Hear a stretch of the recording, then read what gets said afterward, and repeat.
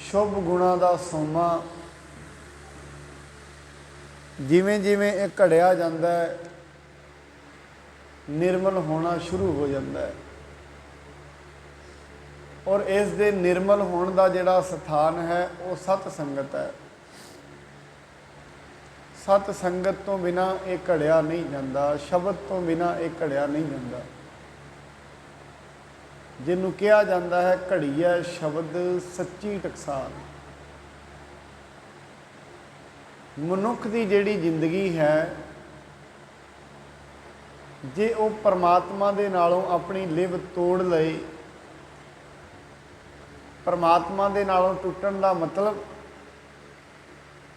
अपने सही स्वरूप नूं भुल जाए ये कौन है, फिर इस दे अंदर प्रेम पैदा नहीं हो सकता। परमात्मा का प्रेम जदों तई पैदा नहीं होएगा जिंदगी उदों तई संगीतमई नहीं हो सकती, अशांत रहिंदी है। हुण इनू संगीतमई बनाउणा ये मनुख दे हथ वस है। ये जिंदगी नू कैसी बनाउणा है ये हथ वस है। साहब जी कहते ने जे संगत विच आएगा शुभ कर्म करेगा हौली हौली जिंदगी विच प्रकाश विगास पैदा हो जाएगा। जिमें जिमें अशुभ कर्म करेगा जिंदगी नरक ते रसातल दे राह विच तरी जाती है। बाणी च महाराज कहते ने साची लिवै बिन देह निमाणी, देह निमाणी लिवै बाजो क्या करे विचारिया।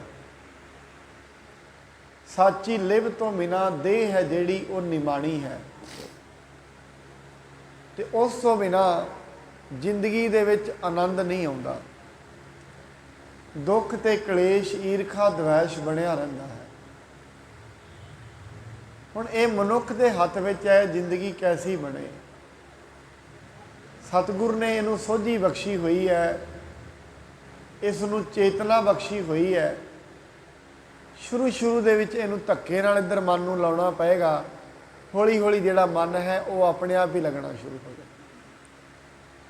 पर सब तो पहला जो इस दे अंदर हौमे है, जो कुछ ये नहीं है वो इन्हें अपने आप को समझ लिया है। जो कुछ मनुख है वो इन्हें जानिया ही नहीं। ये उत्ते कहानी आउंदी है एक राजे की ते एक भिक्षु की। राजे का नाम मलिंद ते भिक्षु का नाम नागसैन।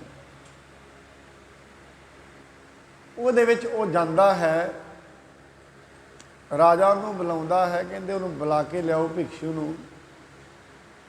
भिक्षु कहता है भी राजे नूं जाके कह दो दुनिया तो बड़ी है पर नागसेन वर्गा कोई नहीं। जाके राजे नूं कहा जाता है, नागसेन राजे के दरबार में भी जाता है। राजा कहता है ये हौं है जिहड़ी ये तेरे विच क्यों है? कहते मेरे विच हौमे नहीं है। राजे नूं कहता राजा असल दे विच जिहड़ी हौमे हुंदी है यही मनुख दे दुखां दा कारण है। कहते हौमे की हुंदी है? हौमे वो चीज़ है जो कुछ मनुख नहीं है अपने आप नूं समझ लेना, उहनूं कहंदे ने हौमे।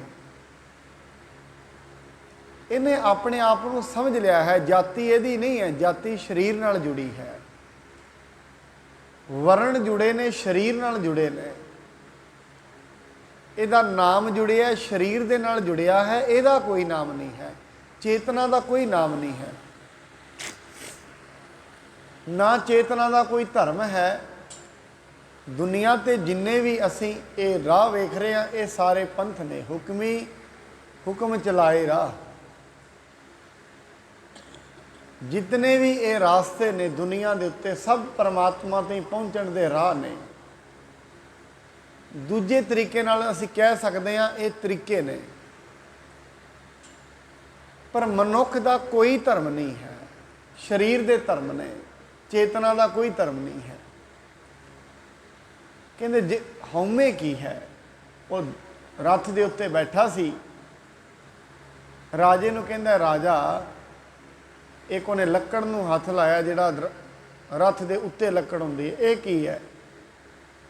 कहंदे होना की है, रथ दे उत्ते कुर्सी पई है, वो वाली लक्कड़ है।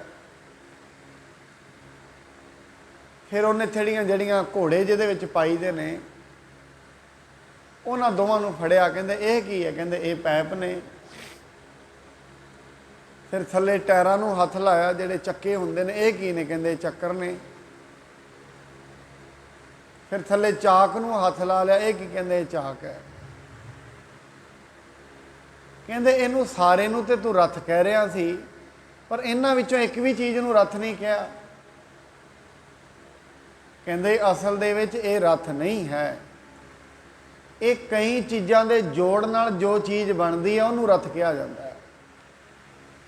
जिवें असीं दूरों अपने घर नूं वेख के मकान कहने आ, बाहरली साइड च पौड़ियां होण उन्होंने पौड़ियां कहांगे, ग्रिल नूं ग्रिल कहांगे, पिलर लगेगा उन्होंने पिलर कहांगे, छत नूं छत कहांगे, सारे नूं मकान कहंदे, पर मकान किते भी नहीं है तो सारे उड्डे अड्ड। सारियां चीज़ां दा समेल जदों बन जाए उन्होंने मकान कहंदे आ। इवें हौमे की है? इन्हां सारियां चीज़ां दा मेल हौमे है। काहदा? जात दा, वरण दा,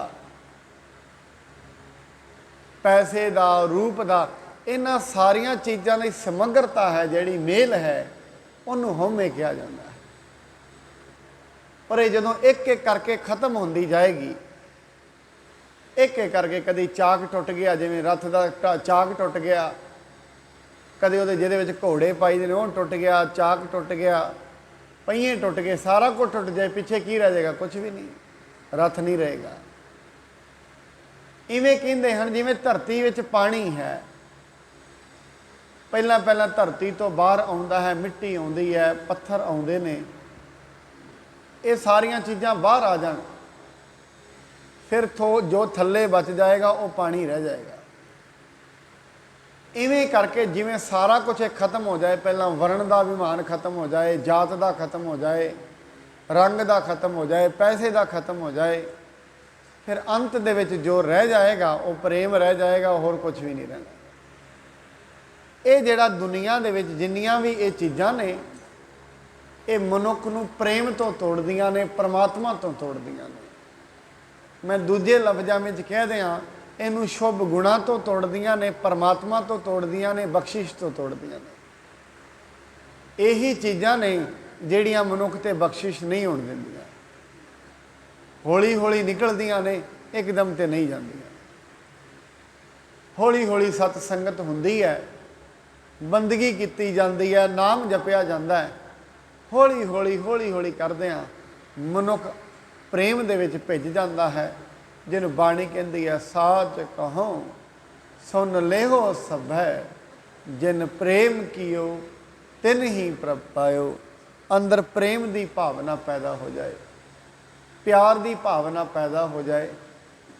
कल भी मैं आप जी नूं बेनती की सी, मनुख की सिक्ख्या उदों ही पूरी हुंदी है भावें जितना मर्जी पढ़िया लिखिया है, दुनियावी तौर पर जिन्नियां मर्जी किताबां पढ़िया ने, पर पढ़िया लिखिया असल विच वही है जिस दे अंदर प्रेम पैदा हो जाए, दया पैदा हो जाए, संतोख पैदा हो जाए। आओ कल जिहड़ी असीं नाल दी नाल कहानी नाल दी नाल जिहड़ी साखी तो आरंभता कीती सी, उस तो ही अगे आरंभता करदे हां। एक राजा है पट्टी दा, 5 धीआं ने, धीआं आपस दे विच लड़ पईआं, खमाउण रोटी देण वाला कौन है? एक उन्हां दे विच कहंदी है रोटी देने वाला होर कोई नहीं, एक परमात्मा है। दूजियां ने पिता नूं कहा, झगड़ा चल पिया, पिता गुस्से विच आया है। आओ हुण जिवें अगे कथा चलदी है श्रवण करिए। आरंभ करन तो पहलां सतगुरु जी वल्लों बख्शे पावन गुरु मंत्र नाल सांझ पाइए। सतनाम श्री वाहिगुरु साहिब जी, सतनाम श्री वाहिगुरु साहिब जी। एक कित भाग एक को दुआ, भुगतै ए नहीं कब हुआ। कहंदे हन पिता, वो लड़की समझाउंदी है, पिता जी ਰੋਟੀ ਦੇਣ ਵਾਲੇ ਤੁਸੀਂ ਨਹੀਂ, ਭਾਗ ਲਿਖਣ ਵਾਲੇ ਤੁਸੀਂ ਨਹੀਂ ਹੋ। ਅਸਲ ਦੇ ਵਿੱਚ ਇਹ ਕਿਵੇਂ ਹੋ ਸਕਦਾ ਹੈ? ਭਾਗ ਕਿਸੇ ਦਾ ਹੈ, ਭਾਗ ਕਿਸੇ ਦਾ ਹੈ ਤੇ ਦੂਜਾ ਕਿਵੇਂ ਭੋਗ ਦੇਗਾ? ਜਿਹਦੇ ਕਰਮਾਂ ਦੀ ਜੋ ਚੀਜ਼ ਹੈ ਉਹਨੂੰ ਮਿਲਦੀ ਹੈ। ਇੱਕ ਪਰਿਵਾਰ ਦੇ ਵਿੱਚ ਜੇ 10 ਜੀ ਨੇ, 10 ਜੀਆਂ ਦੇ ਆਪੋ ਆਪਣੇ ਭਾਗ ਨੇ। ਇਹ ਵੀ ਕੋਈ ਪਤਾ ਨਹੀਂ ਹੈ ਕਿਹਦੇ ਹਿੱਸੇ ਦਾ ਰਿਜ਼ਕ ਸਾਰੇ ਖਾ ਰਹੇ ਨੇ, ਇਹ ਵੀ ਕੋਈ ਪਤਾ ਨਹੀਂ। ਆਪੋ ਆਪਣਾ ਰਿਜ਼ਕ ਹੈ ਸਾਰਿਆਂ ਕੋਲ। ਇਹ ਪਤਾ ਨਹੀਂ ਕੀ ਕੋਈ ਪਤਾ ਨਹੀਂ ਹੈ ਕਿਹਦੇ ਹਿੱਸੇ ਦਾ ਰਿਜ਼ਕ ਕੌਣ ਖਾ ਰਿਹਾ ਹੈ। ਨਿਜ ਨਿਜ ਭਾਗ ਅਧਿਕ ਅਰ ਘਾਟ, ਭੋਗਤ ਜਗ ਮਹਿ ਰੰਕ ਸੁਰਾਟ। ਇਸ ਕਰਕੇ ਆਪੋ ਆਪਣੇ ਭਾਗ ਨੇ, ਆਪਣੇ ਭਾਗ ਸਾਰੇ ਭੋਗਦੇ ਨੇ। ਗਰੀਬ ਵੀ ਭੋਗਦਾ ਹੈ, ਅਮੀਰ ਵੀ ਭੋਗਦਾ ਹੈ। ਜਿੰਨੀ ਜਿੰਨੀ ਜਿਹਦੀ ਪ੍ਰਲਬਧ ਹੈ ਉਹਨੂੰ ਭੋਗਦੇ ਰਹਿੰਦੇ ਹਨ।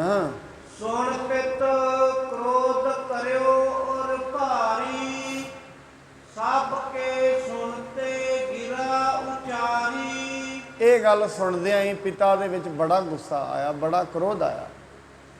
ਉਸਨੇ ਕ੍ਰੋਧ ਦੇ ਵਿੱਚ ਆ ਕੇ ਬਚਨ ਕਹੇ, ਉਹਨੇ ਕ੍ਰੋਧ ਦੇ ਵਿੱਚ ਆ ਕੇ ਗਿਰਾ ਉਚਾਰਨ ਕੀਤੀ ਹੈ। ਅਮੁਕ ਰੰਕ ਹਮ ਜਾਤ ਮਝਾਰੀ, ਤਿਸ ਕੇ ਪੁੱਤਰ ਕਸ਼ਟ ਤਨ ਭਾਰੀ। ਕਹਿੰਦਾ ਹੈ ਸਾਡੀ ਜਾਤ ਦੇ ਵਿੱਚ ਇੱਕ ਮਨੁੱਖ ਹੈ, ਬੜਾ ਗਰੀਬ ਹੈ ਤੇ ਉਹਦੇ ਪੁੱਤਰ ਨੂੰ ਬੜਾ ਵੱਡਾ ਕਸ਼ਟ ਹੈ। ਉਹ ਜਿਹੜਾ ਕਸ਼ਟਦਾਇ ਹੈ, ਬੜਾ ਭਾਰੀ ਕਸ਼ਟ ਹੈ, ਉਸ ਦੇ ਨਾਲ ਇਸ ਨੂੰ ਵਿਆਹੁਣਾ ਕਰ ਦੇਵਾਂਗੇ। ਹਾਥ ਪਾਵ ਅੰਗੁਰੀ ਝਰ ਗਈ, ਅਸ ਕੋ ਮੈਂ ਜਬ ਤੁਹੇ ਦੇ ਦਈ। ਕਹਿੰਦੇ ਉਹਦੇ ਹੱਥ ਵੀ ਝੜ ਗਏ ਨੇ, ਉਂਗਲਾਂ ਵੀ ਝੜ ਗਈਆਂ ਨੇ। ਜੇ ਐਸੇ ਨੂੰ ਮੈਂ ਤੈਨੂੰ ਦੇ ਦਿਆਂਗਾ, ਭਾਵ ਤੇਰੀ ਸ਼ਾਦੀ, ਤੇਰਾ ਵਿਆਹ ਉਸ ਦੇ ਨਾਲ ਕਰ ਦਿਆਂਗਾ। ਆਪਨ ਭਾਗ ਤਬ ਪੁੰਚਨ ਕਰੀਐ, ਨਰਕ ਸਮਾਨ ਕਸ਼ਟ ਕੋ ਭਰੀਐ। ਆਪਣੇ ਪਿਤਾ, ਉਹਦਾ ਪਿਤਾ ਕਹਿੰਦਾ ਹੈ ਫਿਰ ਤੂੰ ਆਪਣੇ ਭਾਗ ਉੱਥੇ ਭੋਗਦੇ ਰਹਿਣੇ ਨੇ, ਭੋਗਦੀ ਰਹੀ ਆਪਣੇ ਭਾਗ, ਨਰਕਾਂ ਦੇ ਸਮਾਨ ਤੈਨੂੰ ਦੁੱਖ ਮਿਲੇਗਾ। ਅਸਲ ਵਿੱਚ ਹੈ ਇਹ ਵੀ ਉਹਦੇ ਭਾਗ ਨੇ। ਬਾਣੀ ਇਹ ਕਹਿੰਦੀ ਹੈ, ਕੀਤਿਆਂ ਦੁਖ ਭੂਖ ਸਦ ਮਾਰ, ਇਹ ਭੇ ਦਾਤ ਤੇਰੀ ਦਾਤਾ। ਕਈਆਂ ਨੂੰ ਸਦਾ ਹੀ ਦੁੱਖ ਨੇ, ਸਦਾ ਹੀ ਭੁੱਖ ਹੈ, ਇਹ ਵੀ ਤੇ ਭਾਗ ਹੀ ਨੇ।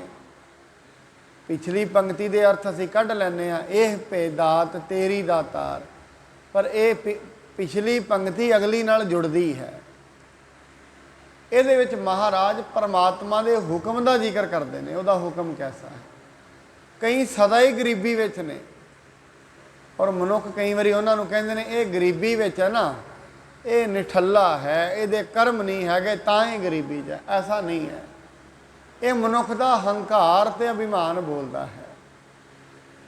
ਜਿਹੜਾ ਮਨੁੱਖ ਦੂਸਰੇ ਨੂੰ ਇਸ ਪ੍ਰਕਾਰ ਦੀ ਗੱਲ ਕਰਦਾ ਹੈ, ਸਮਝੋ ਉਹਦਾ ਹੰਕਾਰ ਸਿਰ ਤੇ ਚੜ ਗਿਆ ਹੈ, ਬੋਲਦਾ ਹੈ ਦੂਜੇ ਨੂੰ, ਪਰ ਉਹਦੇ ਵੱਸ ਦੀ ਗੱਲ ਨਹੀਂ ਹੈ।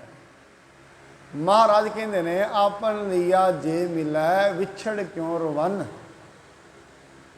ਔਰ ਬਾਣੀ ਤੇ ਇਹ ਕਹਿੰਦੀ ਹੈ, ਜਿਹਨੂੰ ਉਹ ਆਪ ਭੁਲਾਉਂਦਾ ਹੈ ਉਹੀ ਭੁੱਲਦਾ ਹੈ, ਜਿਹਨੂੰ ਆਪ ਬੁਝਾਉਂਦਾ ਹੈ ਉਹੀ ਬੁਝਦਾ ਹੈ। ਜਹ ਜਹ ਭਾਣਾ ਤਹ ਤਹ ਰਾਖੇ, ਨਾਨਕ ਸਭ ਕੁਛ ਪ੍ਰਭ ਕੈ ਹੱਥੇ। ਸਾਰਾ ਕੁਛ ਹੀ ਉਹਦੇ ਹੱਥ ਵਿੱਚ ਹੈ। ਇੱਥੇ ਮਨੁੱਖ ਦੀ ਕੋਈ ਸਿਆਣਪ ਤੇ ਚਤੁਰਾਈ ਨਹੀਂ। ਸਾਹਿਬ ਜੀ ਨੇ ਸ਼ੁਰੂ ਦੇ ਵਿੱਚ ਹੀ ਜਪਜੀ ਸਾਹਿਬ 'ਚ ਕਹਿ ਦਿੱਤਾ, ਸਹਸ ਸਿਆਣਪਾਂ ਲੱਖ ਹੋਏ ਤਾਂ ਇੱਕ ਨਾ ਚੱਲੈ ਨਾਲ। ਮਨੁੱਖ ਕੋਲ ਲੱਖਾਂ ਹੀ ਸਿਆਣਪਾਂ ਹੋਣ, ਜਿਵੇਂ ਡਾਕਟਰ ਹੈ ਬੜਾ ਸਿਆਣਾ ਹੋਏ ਤੇ ਬੜਾ ਪਰਹੇਜ਼ ਵੀ ਰੱਖੇ ਸਰੀਰ ਦਾ, ਹੁਣ ਉਹਨੂੰ ਕੀ ਪਤਾ ਹੈ ਵੀ ਸਰੀਰ ਦਾ ਉਹਨੂੰ ਪੂਰਾ ਗਿਆਨ ਥੋੜ੍ਹੀ ਨਾ ਹੈ। ਸਰੀਰ ਦਾ ਅੰਤ ਨਹੀਂ ਕਿਸੇ ਲਿਆ ਅੱਜ ਤਾਈਂ, ਨਵੀਂ ਤੋਂ ਨਵੀਂ ਬਿਮਾਰੀ ਆ ਜਾਂਦੀ। ਹੁਣ ਕਰੋਨਾ ਆਇਆ, ਪਤਾ ਵੀ ਨਹੀਂ ਸੀ, ਚੇਤੇ ਵੀ ਨਹੀਂ ਸੀ, ਆ ਗਿਆ ਤੇ ਨਵੀਂ ਬਿਮਾਰੀ, ਅੱਗੇ ਕਿਹੜਾ ਪਤਾ ਨਹੀਂ ਆਉਣੀ ਹੈ। ਇਸ ਕਰਕੇ ਜੋ ਚੇਤੇ ਵੀ ਨਹੀਂ ਹੁੰਦਾ ਉਹ ਜ਼ਿੰਦਗੀ 'ਚ ਵਾਪਰ ਜਾਂਦਾ ਹੈ। ਸਾਰਾ ਕੁਛ ਹੀ ਪਰਮਾਤਮਾ ਦੇ ਹੱਥ ਵਿੱਚ। ਮਨੁੱਖ ਆਪਣੇ ਕਰਮ ਭੋਗਦਾ ਹੈ। ਕਰਮ ਪਰਮਾਤਮਾ ਨੇ ਇਹਨੂੰ ਦਿੱਤੇ ਹੋਏ ਨੇ। ਇਸ ਕਰਕੇ ਸਿਆਣਪਾਂ ਕੰਮ ਨਹੀਂ ਆਉਂਦੀਆਂ ਮਨੁੱਖ ਦੇ। ਕਿਤੇ ਸਿਆਣਪਾਂ ਕਰ ਸਕਦਾ ਹੈ, ਜੇ ਕਿਤੇ ਸਿਆਣਪਾਂ ਹੀ ਕੰਮ ਆਉਂਦੀਆਂ, ਵਜੀਦ ਕਹਿੰਦਾ ਹੈ ਫਿਰ ਦੁਨੀਆ 'ਤੇ ਬੜੇ ਬੜੇ ਸਿਆਣੇ ਲੋਕ ਨੇ, ਹੁੰਦੇ ਸਿਆਣੇ ਨੇ, ਨੌਕਰੀ ਇਸ ਜਗ੍ਹਾ 'ਤੇ ਕਰਦੇ ਨੇ ਜਿੱਥੇ ਉਹ ਪੜ੍ਹਿਆ ਲਿਖਿਆ ਵੀ ਨਹੀਂ, ਜਿਹਦੇ ਥੱਲੇ ਨੌਕਰੀ ਕਰਦੇ ਨੇ। ਸਿਆਣਾ ਕਰੇ ਮਜ਼ਦੂਰੀ, ਮੂਰਖ ਦੇ ਜਾਏ ਘਰ, ਵਜੀਦਾ ਕੌਣ ਸਾਹਿਬ ਨੂੰ ਆਖੇ, ਤੂੰ ਇੰਜ ਨਾ ਇੰਜ ਕਰ।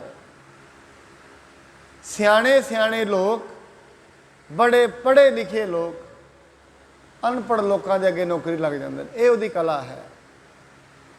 ਇਸ ਕਰਕੇ ਸਿਆਣਪਾਂ ਤੇ ਚਤੁਰਾਈਆਂ ਕੰਮ ਕੀਤੇ ਨਹੀਂ ਆਉਂਦੀਆਂ।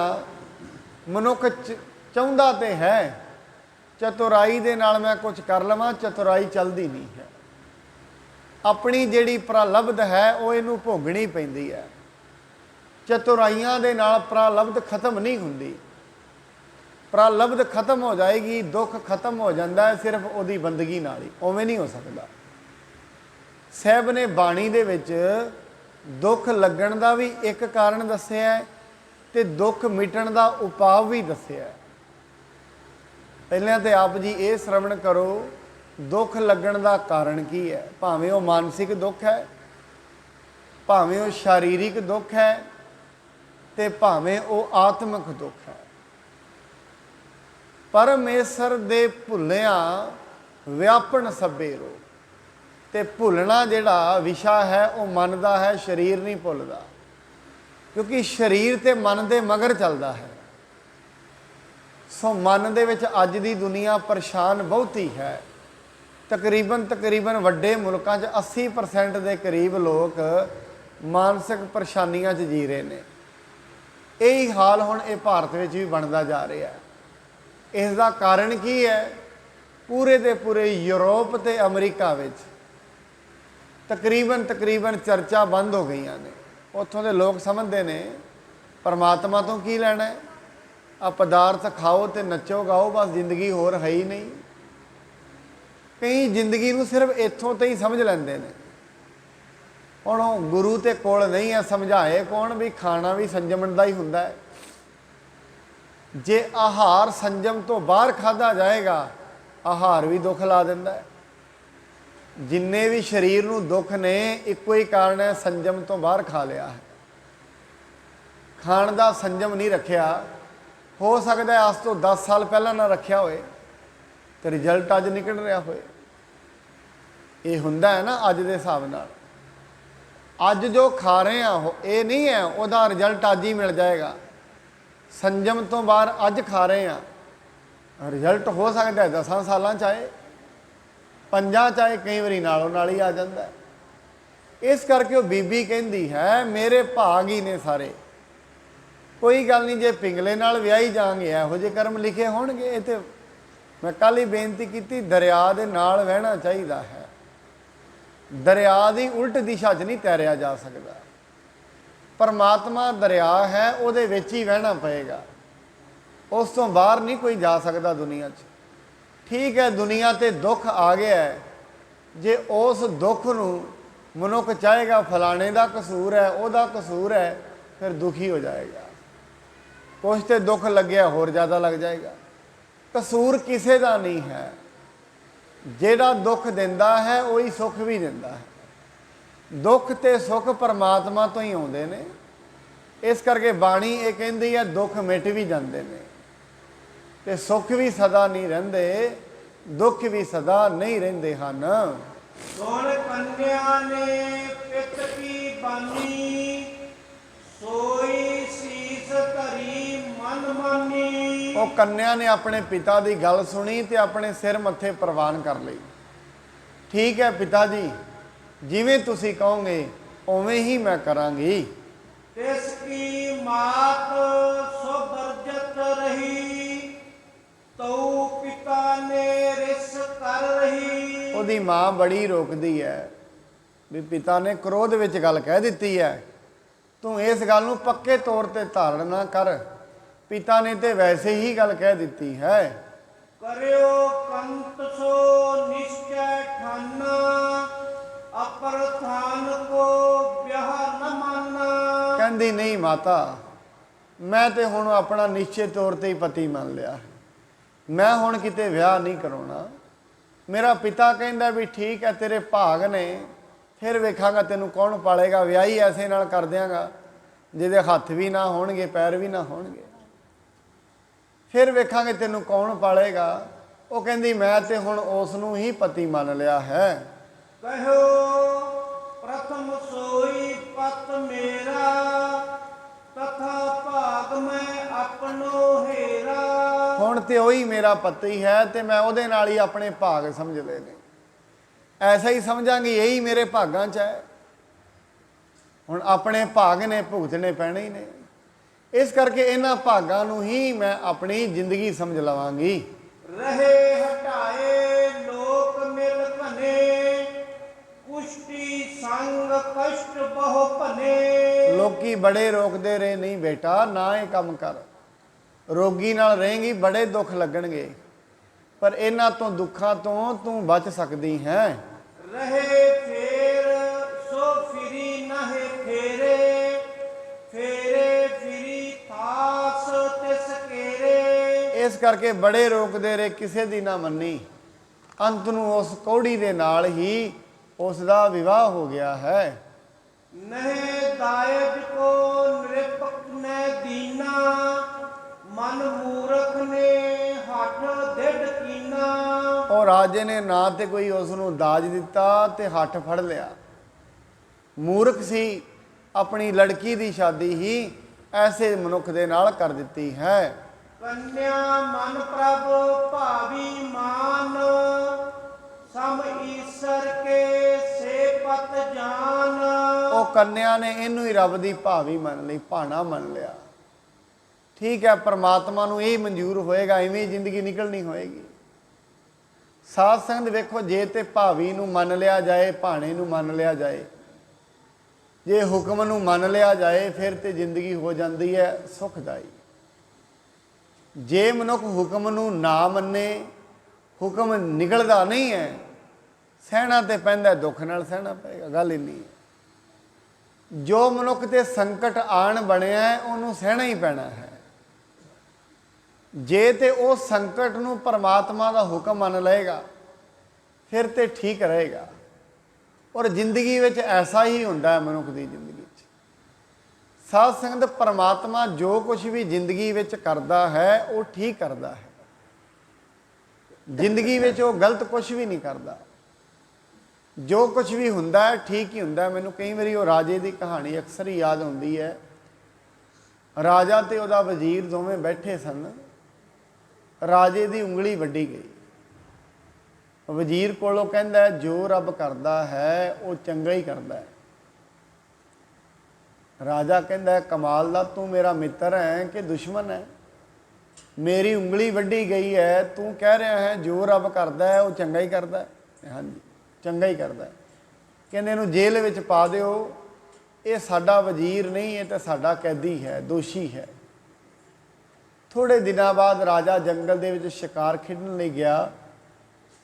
ਸ਼ਿਕਾਰ ਖੇਡਦਿਆਂ ਭੀਲ ਜਾਤੀ ਦੇ ਲੋਕਾਂ ਨੇ ਉਹਨੂੰ ਫੜ ਲਿਆ, ਫੜ ਕੇ ਅੰਦਰ ਲੈ ਕੇ ਕਹਿੰਦੇ ਇਹਦੀ ਬਲੀ ਦੇਣੀ ਹੈ। ਬਲੀ ਦੇਣ ਲਈ ਤਿਆਰ ਕਰ ਲਿਆ। ਜਦੋਂ ਫੜ ਕੇ ਬਜ਼ੁਰਗ ਦੇ ਕੋਲ ਲੈ ਕੇ ਗਏ, ਜਿਹੜਾ ਉਹਨਾਂ ਦਾ ਸਰਦਾਰ ਸੀ, ਉਹ ਕਹਿੰਦਾ ਵੇਖੋ ਇਹਦੇ ਅੰਗ ਸਾਰੇ ਪੂਰੇ ਨੇ? ਕਹਿੰਦੇ ਨਹੀਂ, ਇੱਕ ਉਂਗਲ ਇਹਦੇ ਨਹੀਂ ਹੈਗੀ। ਕਹਿੰਦੇ ਛੱਡ ਦਿਓ, ਇਹ ਸਾਡੇ ਕਿਸੇ ਕੰਮ ਦਾ ਨਹੀਂ। ਛੱਡ ਦਿੱਤਾ। ਰਾਜਾ ਆ ਕੇ ਵਜ਼ੀਰ ਨੂੰ ਕਹਿੰਦਾ ਇਹਨੂੰ ਬਾਹਰ ਕੱਢੋ, ਇਹ ਜੋ ਕਹਿ ਰਿਹਾ ਸੀ ਠੀਕ ਹੀ ਕਹਿ ਰਿਹਾ ਸੀ। ਰੱਬ ਜੋ ਕਰਦਾ ਹੈ ਉਹ ਚੰਗਾ ਹੀ ਕਰਦਾ ਹੈ। ਅੱਜ ਤੇ ਮੇਰੀ ਉਂਗਲੀ ਨਾਲ ਹੀ ਸਰ ਗਿਆ ਹੈ, ਨਹੀਂ ਮੇਰੀ ਧੌਣ ਵੱਢੀ ਜਾਣੀ ਸੀ। ਅੱਜ ਉਂਗਲ ਨਾਲ ਹੀ ਸਾੜ ਦਿੱਤਾ ਰੱਬ ਨੇ। ਇਸ ਕਰਕੇ ਹੋ ਸਕਦਾ ਹੈ ਅੱਜ ਕਿਸੇ ਨੂੰ ਕੋਈ ਬਿਮਾਰੀ ਲੱਗੀ ਹੋਈ ਹੈ, ਕੀ ਪਤਾ ਜੇ ਇਹ ਨਾ ਲੱਗਦੀ ਤੇ ਇਹਦੇ ਨਾਲੋਂ ਵੱਡੀ ਲੱਗ ਜਾਂਦੀ, ਇਹ ਕਿਹੜਾ ਪਤਾ ਹੈ। ਜੇ ਅੱਜ ਘਰ ਦੇ ਵਿੱਚ ਕੋਈ ਮਾਇਆ ਦੀ ਤੰਗੀ ਆਈ ਹੈ, ਇਹ ਕੀ ਸਾਨੂੰ ਪਤਾ ਹੈ ਵੀ ਜੇ ਤੰਗੀ ਨਾ ਆਉਂਦੀ ਤੇ ਜ਼ਿੰਦਗੀ ਸੌਖੀ ਨਿਕਲਣੀ ਸੀ? ਇਹ ਪਤਾ ਕਿਸੇ ਨੂੰ? ਇਹ ਨਹੀਂ ਪਤਾ। ਫਿਰ ਮੈਂ ਬੜੀ ਵਾਰੀ ਕੀਤੀ, ਬੇਨਤੀ ਕਰਦਾ, ਮਨੁੱਖ ਪਤਾ ਵੀ ਕੀ ਰੱਬ ਨੂੰ ਕਹਿ ਰਿਹਾ ਹੈ, ਹੇ ਪਰਮਾਤਮਾ ਤੂੰ ਅਣਜਾਣ ਹੈ, ਤੈਨੂੰ ਨਹੀਂ ਪਤਾ ਦੁੱਖ ਕਿਹਨੂੰ ਦੇਣਾ ਹੈ, ਸੁੱਖ ਕਿਹਨੂੰ ਦੇਣਾ ਹੈ। ਸਿਆਣਾ ਮੈਂ ਹਾਂ। ਹਰੇਕ ਮਨੁੱਖ ਆਪਣੇ ਆਪ ਨੂੰ ਪਰਮਾਤਮਾ ਤੋਂ ਜ਼ਿਆਦਾ ਸਿਆਣਾ ਸਮਝਦਾ ਹੈ, ਤਾਂ ਹੀ ਤੇ ਉਹ ਪਰਮਾਤਮਾ ਦੀ ਕੀਤੀ ਹੋਈ ਤੇ ਕਟਾਕਸ਼ ਕਰ ਲੈਂਦਾ ਹੈ। ਪਰ ਸਾਧ ਸੰਗਤ ਬਾਣੀ ਕਹਿੰਦੀ ਪਰਮਾਤਮਾ ਅਣਜਾਣ ਨਹੀਂ ਹੈ, ਅਣਜਾਣ ਤੂੰ ਹੈ ਮਨੁੱਖਾ। ਨਿਰਗੁਣ ਯਾਰ ਇਆਣਿਆ ਸੋ ਪ੍ਰਭ ਸਦਾ ਸੰਭਾਲ, ਜਿਨ ਕੀਆ ਤਿਸ ਚੀਤ ਰਖ, ਨਾਨਕ ਨਿਭਹੀ ਨਾਲ। ਅਣਿਆਣਾ ਤੇ ਅਣਜਾਣ ਰੱਬ ਨਹੀਂ ਹੈ, ਅਣਜਾਣ ਹੈ ਮਨੁੱਖ। ਇਹਨੂੰ ਨਹੀਂ ਪਤਾ ਕਿਉਂਕਿ ਇਹਦੀ ਮੱਤ ਛੋਟੀ ਹੈ। ਛੋਟੀ ਮੱਤ ਦਾ ਹੋਣ ਕਰਕੇ ਇਹ ਮਨੁੱਖ ਸਮਝਦਾ ਨਹੀਂ ਹੈ ਜ਼ਿੰਦਗੀ ਵਿੱਚ, ਨਹੀਂ ਜੋ ਪਰਮਾਤਮਾ ਕਰ ਰਿਹਾ ਹੈ ਉਹ ਮਨੁੱਖ ਦੇ ਚੰਗੇ ਲਈ ਹੀ ਕਰ ਰਿਹਾ ਹੈ। ਸਦਨ ਸਾਸੁਰੇ ਤਾਰਿਕ ਮਹਾ, ਪਹਿਰਨ ਖਾਨ ਨਾ ਪ੍ਰਾਪਤ ਜਹਾਂ। ਹੁਣ ਉਹ ਲੜਕੀ ਸਹੁਰਿਆਂ ਦੇ ਘਰ ਚਲੀ ਗਈ, ਹੁਣ ਉੱਥੇ ਖਾਣ ਪੀਣ ਨੂੰ ਕੁਝ ਵੀ ਨਹੀਂ, ਘਰ ਬਿਲਕੁਲ ਹੀ ਖਾਲੀ ਪਿਆ ਹੈ। ਕੇਤਕ ਦਿਨ ਦੁਖ ਭੁਖ ਕੋ ਸਹਿਓ, ਬਹੁਰ ਅਨੰਤ ਕਿਤ ਚਲਬੇ ਚਹਿਓ। ਬੜੇ ਦਿਨ ਦੁੱਖ ਲੱਗੀ ਰਹੀ, ਭੁੱਖ ਬਣੇ ਰਹੇ, ਗਰੀਬੀ ਬੜੀ ਹੈ, ਸਾਰਾ ਦਿਨ ਦੁੱਖ ਭੁੱਖ ਬਣੇ ਰਹਿੰਦੇ ਨੇ। ਹੁਣ ਉਹ ਸੋਚਦੀ ਹੈ ਕਿਤੇ ਹੋਰ ਥਾਂ ਤੇ ਜਾਣਾ ਚਾਹੀਦਾ, ਇੱਥੇ ਠੀਕ ਨਹੀਂ, ਕਿਤੇ ਹੋਰ ਥਾਂ ਤੇ ਸਾਨੂੰ ਜਾਣਾ ਚਾਹੀਦਾ ਹੈ। ਤਿਸ ਪੁਰ ਰਹੀ ਨ ਬਹੁ ਦੁਖਿਆਰੀ, ਪਤ ਬ੍ਰਤ ਧਰਮ ਮਹਾ ਦ੍ਰਿੜ ਧਾਰੀ। ਬੜੀ ਦੁਖਿਆਰੀ ਹੈ ਪਰ ਆਪਣੇ ਪਤੀ ਬ੍ਰਤਾ ਧਰਮ ਤੇ ਪੱਕੀ ਹੈ, ਛੱਡਿਆ ਨਹੀਂ ਭਾਵੇਂ ਜਿੰਨੇ ਮਰਜ਼ੀ ਦੁੱਖ ਨੇ। ਇਹ ਨਹੀਂ ਮੈਂ ਛੱਡ ਦੇਵਾਂ, ਜੋ ਧਾਰਨ ਕਰ ਲਿਆ ਉਸ ਤੇ ਪੱਕੀ ਹੋ ਕੇ ਖਲੋਤੀ ਹੈ। ਪਤ ਕੁਸ਼ਟੀ ਕੋ ਧਰ ਵਿੱਚ ਖਾਰੀ, ਅਪਰ ਗ੍ਰਾਮ ਤੇ ਮੰਗ ਆਹਾਰੀ। ਆਪਣੇ ਜਿਹੜਾ ਕੁਸ਼ਟੀ ਰੋਗੀ ਸੀ, ਉਹਦਾ ਪਤੀ ਸੀ, ਉਹਨੂੰ ਟੋਕਰੀ ਵਿੱਚ ਰੱਖ ਲਿਆ, ਸਿਰ ਤੇ ਚੁੱਕ ਕੇ ਦੂਜੇ ਪਿੰਡ ਨੂੰ ਚੱਲ ਪਈ ਵੀ ਚਲੋ ਹੁਣ ਗੁਜ਼ਾਰਾ ਤੇ ਕਿਵੇਂ ਕਰਨਾ ਹੀ ਹੈ। ਸਾਧ ਸੰਗਤ ਜਿਹੜੀ ਜ਼ਿੰਦਗੀ ਹੈ ਨਾ, ਜ਼ਿੰਦਗੀ ਮਨੁੱਖ ਆਪਣੇ ਤਰੀਕੇ ਆਪਣੀ ਦ੍ਰਿਸ਼ਟੀ ਨਾਲ ਜੀ ਸਕਦਾ ਹੈ। ਇੱਕ ਵਾਰੀ ਨਾ ਇੱਕ ਮੰਦਿਰ ਬਣ ਰਿਹਾ ਸੀ, ਇੱਕ ਕੋਲ ਦੀ ਕਵੀ ਨਿਕਲਣ ਲੱਗਿਆ ਮੰਦਿਰ ਦੇ ਕੋਲੋਂ, ਸਾਰੇ ਮਨੁੱਖ ਪੱਥਰ ਤੋੜ ਰਹੇ ਸੀ। ਪਹਿਲਾਂ ਇੱਕ ਸੇਵਾਦਾਰ ਲੱਗਿਆ, ਪੱਥਰ ਤੋੜਦਾ, ਉਹਨੂੰ ਪੁੱਛਦਾ ਕੀ ਕਰ ਰਹੇ ਹੈ, ਗੁੱਸੇ ਨਾਲ ਬੋਲਿਆ ਕਿ ਤੈਨੂੰ ਵੇਖਦਾ ਨਹੀਂ ਮੰਦਿਰ ਬਣ ਰਿਹਾ, ਪੱਥਰ ਤੋੜ ਰਿਹਾ। ਬੜੇ ਕ੍ਰੋਧ 'ਚ ਬੋਲਿਆ। ਉਹ ਕਵੀ ਅੱਗੇ ਤੁਰ ਪਿਆ, ਅੱਗੇ ਵੇਖਿਆ ਦੂਜਾ ਵੀ ਪੱਥਰ ਤੋੜ ਰਿਹਾ। ਕਹਿੰਦੇ ਕੀ ਕਰ ਰਹੇ ਆ? ਕਹਿੰਦੇ ਕਰਨਾ ਕੀ ਹੈ, ਮਜ਼ਦੂਰ ਆ, ਰੋਟੀ ਕਮਾ ਰਹੇ ਆ, ਰੋਜੀ ਕਮਾ ਰਹੇ ਆ, ਪੱਥਰ ਤੋੜ ਕੇ ਕਰਾਂ ਕੀ। ਤੀਜੇ ਦੇ ਕੋਲ ਗਿਆ, ਤੀਜਾ ਨਾਲੇ ਪੱਥਰ ਤੋੜਦਾ ਹੈ ਨਾਲੇ ਬੜਾ ਖੁਸ਼ ਹੈ। ਕਹਿੰਦੇ ਤੂੰ ਕੀ ਕਰ ਰਿਹਾ? ਕਹਿੰਦੇ ਕਰਨਾ ਕੀ, ਰੱਬ ਦਾ ਮੰਦਿਰ ਬਣ ਰਿਹਾ ਹੈ, ਰੱਬ ਦੀ ਸੇਵਾ ਚੱਲ ਰਹੀ ਹੈ, ਖੁਸ਼ੀ ਖੁਸ਼ੀ ਪੱਥਰ ਤੋੜ ਰਹੇ ਆ। ਹੁਣ ਸਾਧ ਸੰਗਤ ਗੱਲ ਇੱਕ ਵੇਖੋ, ਕੰਮ ਤਿੰਨੇ ਹੀ ਇੱਕੋ ਕਰ ਰਹੇ ਨੇ, ਪੱਥਰ ਤੋੜ ਰਹੇ ਨੇ। ਇੱਕ ਤੇ ਬਿਲਕੁਲ ਹੀ ਕ੍ਰੋਧ ਵਿੱਚ ਤੋੜ ਰਿਹਾ ਹੈ, ਇੱਕ ਬਿਲਕੁਲ ਹੀ ਡਿੱਗਿਆ ਪਿਆ, ਕਹਿੰਦਾ ਕੀ ਕਰੀਏ ਮਰ ਗਏ ਆ ਬਿਲਕੁਲ ਹੀ। ਤੋੜ ਤੀਜਾ ਵੀ ਪੱਥਰ ਰਿਹਾ ਹੈ ਪਰ ਖੁਸ਼ੀ ਖੁਸ਼ੀ ਨਾਲ ਤੋੜ ਰਿਹਾ। ਇਵੇਂ ਜ਼ਿੰਦਗੀ ਹੈ, ਕੋਈ ਤੇ ਬਿਲਕੁਲ ਹੀ ਕ੍ਰੋਧ ਵਿੱਚ ਹੰਕਾਰ ਵਿੱਚ ਜੀ ਰਿਹਾ, ਜੀ ਜ਼ਿੰਦਗੀ ਰਹੇ ਨੇ ਸਾਰੇ, ਸਾਰਿਆਂ ਦੇ ਹੈ ਅੱਖਾਂ ਹੀ ਨੇ ਦੋ ਹੀ ਹੱਥ ਨੇ, ਦੋ ਹੀ ਪੈਰ ਨੇ, ਜ਼ਿੰਦਗੀ ਸਾਰੇ ਹੀ ਜੀ ਰਹੇ ਨੇ। ਕੋਈ ਹੰਕਾਰ ਵਿੱਚ ਜੀ ਰਿਹਾ, ਕ੍ਰੋਧੀ ਹੋ ਕੇ ਜੀ ਰਿਹਾ। ਦੂਜਾ ਹੈ ਕੋਈ ਬਿਲਕੁਲ ਹੀ ਡਿੱਗਿਆ ਪਿਆ, ਕਹਿੰਦਾ ਮੈਂ ਤੇ ਮਰ ਹੀ ਗਿਆ ਹਾਂ, ਬਿਲਕੁਲ ਜ਼ਿੰਦਗੀ ਵਿੱਚ ਹੈ ਹੀ ਕੁਛ ਨਹੀਂ, ਦੁੱਖਾਂ ਦਾ ਹੀ ਘਰ ਹੈ ਜ਼ਿੰਦਗੀ। ਤੀਜਾ ਵੀ ਪੱਥਰ ਤੋੜ ਰਿਹਾ ਹੈ, ਉਹਦੇ ਕੋਲ ਵੀ ਗਰੀਬੀ ਹੈ, ਉਹ ਖੁਸ਼ੀ ਖੁਸ਼ੀ ਜੀ ਰਿਹਾ। ਕੋਈ ਗੱਲ ਨਹੀਂ, ਰੱਬ ਦਾ ਭਾਣਾ ਹੈ, ਜਿਵੇਂ ਅੱਜ ਇਵੇਂ ਕੱਲ੍ਹ ਨੂੰ ਹੋਰ ਬਦਲ ਜਾਏਗਾ ਸਮਾਂ। ਅਸਲ ਦੇ ਵਿੱਚ ਜ਼ਿੰਦਗੀ ਦੇ ਵਿੱਚ ਸਿਚੁਏਸ਼ਨਾਂ ਜੇ ਤਿੰਨ ਮਨੁੱਖਾਂ ਕੋਲ ਇੱਕ ਵਰਗੀਆਂ ਨੇ, ਤਿੰਨਾਂ ਦੀ ਜ਼ਿੰਦਗੀ ਵਿੱਚ ਸੋਚ ਇੱਕ ਜੈਸੀ ਨਹੀਂ ਹੁੰਦੀ, ਵੱਖੋ ਵੱਖਰੇ ਤਰੀਕੇ ਨਾਲ ਜ਼ਿੰਦਗੀ ਜੀਂਦੇ ਨੇ। ਇਸ ਕਰਕੇ ਜ਼ਿੰਦਗੀ ਸਾਰੇ ਹੀ ਜ਼ਿੰਦਗੀ ਜੀਂਦੇ ਨੇ, ਕੋਈ ਹੱਸ ਕੇ ਜੀ ਕੇ ਜਾਂਦੇ ਨੇ, ਕੋਈ ਰੋ ਕੇ ਜੀ ਕੇ ਜਾਂਦੇ ਨੇ, ਜੀਂਦੇ ਸਾਰੇ ਹੀ ਨੇ। ਇਸ ਕਰਕੇ ਜਿਹੜੇ ਪਰਮਾਤਮਾ ਦੀ ਬੰਦਗੀ ਵਿੱਚ ਨਾਮ ਵਿੱਚ ਜੁੜ ਜਾਂਦੇ ਨੇ, ਉਹ ਜ਼ਿੰਦਗੀ ਹੱਸ ਕੇ ਜਿਉਂਦੇ ਨੇ, ਮੁਸ਼ਕਲਾਂ ਵੀ ਆਉਂਦੀਆਂ ਨੇ ਤਾਂ ਵੀ ਹੱਸਦੇ ਰਹਿੰਦੇ ਨੇ। ਪਰ ਮੈਨੂੰ ਤਾਂ ਜਦੋਂ ਗੁਰੂ ਅਰਜਨ ਸਾਹਿਬ ਜੀ ਦੀ ਸ਼ਹੀਦੀ ਯਾਦ ਆਉਂਦੀ ਹੈ, ਤੱਤੀ ਤਵੀ 'ਤੇ ਬੈਠੇ ਨੇ ਤੇ ਉੱਥੇ ਵੀ ਹੱਸਦੇ ਨੇ, ਤੱਤੀ ਤਵੀ 'ਤੇ ਬੈਠੇ। ਮੈਨੂੰ ਯਾਦ ਆਉਂਦੀ ਉਹ ਕਵਿਤਾ, ਸਾਨੂੰ ਥਾਪਣਾ ਗੁਰੂ ਦਸ਼ਮੇਸ਼ ਜੀ ਦੀ, ਸੀਸ ਤਲੀ 'ਤੇ ਰੱਖਣਾ ਜਾਣਦੇ ਆ। ਤੱਤੀ ਤਵੀ ਤੇ ਬੈਠ ਕੇ ਗੀਤ ਗਾਈਏ, ਆਰੇ ਹੇਠ ਵੀ ਜ਼ਿੰਦਗੀ ਮਾਣਦੇ ਆ। ਸੀਸ ਗੰਜ ਤੇ ਗੜੀ ਚਮਕੌਰ ਵਾਲੀ, ਸਾਨੂੰ ਅੱਜ ਵੀ ਜੁੱਧਣਾ ਦੱਸਦੇ ਨੇ।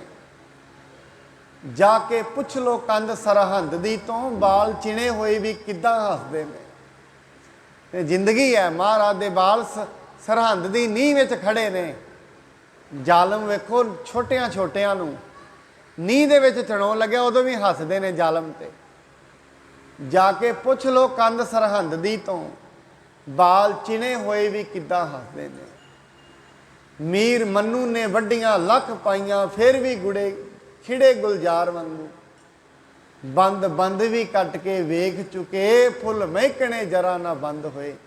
ਝਾੜ ਚਰਖੜੀਆਂ ਪਰਖਦੇ ਯੋਧਿਆਂ ਨੂੰ, ਸਾਡੇ ਕੱਦ ਹੋਰ ਵੀ ਬੁਲੰਦ ਹੋਏ। ਦੇਖੋ ਇਹ ਤੋਂ ਅੱਗੇ ਤੇ ਆਤੀ ਹੋ ਗਈ। ਕਹਿੰਦੇ ਟੋਟੇ ਜਿਗਰ ਦੇ ਸਾਹਮਣੇ ਕਰਨ ਟੋਟੇ, ਮਾਵਾਂ ਡੱਕਰੇ ਝੋਲੀ ਪਵਾਉਂਦੀਆਂ ਨੇ। ਉੱਚਾ ਸੁੱਟ ਕੇ ਬੋਚਦੇ ਨੇਜਿਆਂ ਤੇ, ਭੌਰਾ ਫਿਰ ਵੀ ਨਾ ਘਬਰਾਉਂਦੀਆਂ। ਐਸੀ ਇਹ ਜ਼ਿੰਦਗੀ, ਐਸਾ ਗੁਰੂ ਗੋਬਿੰਦ ਸਿੰਘ ਐਸਾ ਸਿਖਾ ਗਏ ਨੇ ਜ਼ਿੰਦਗੀ।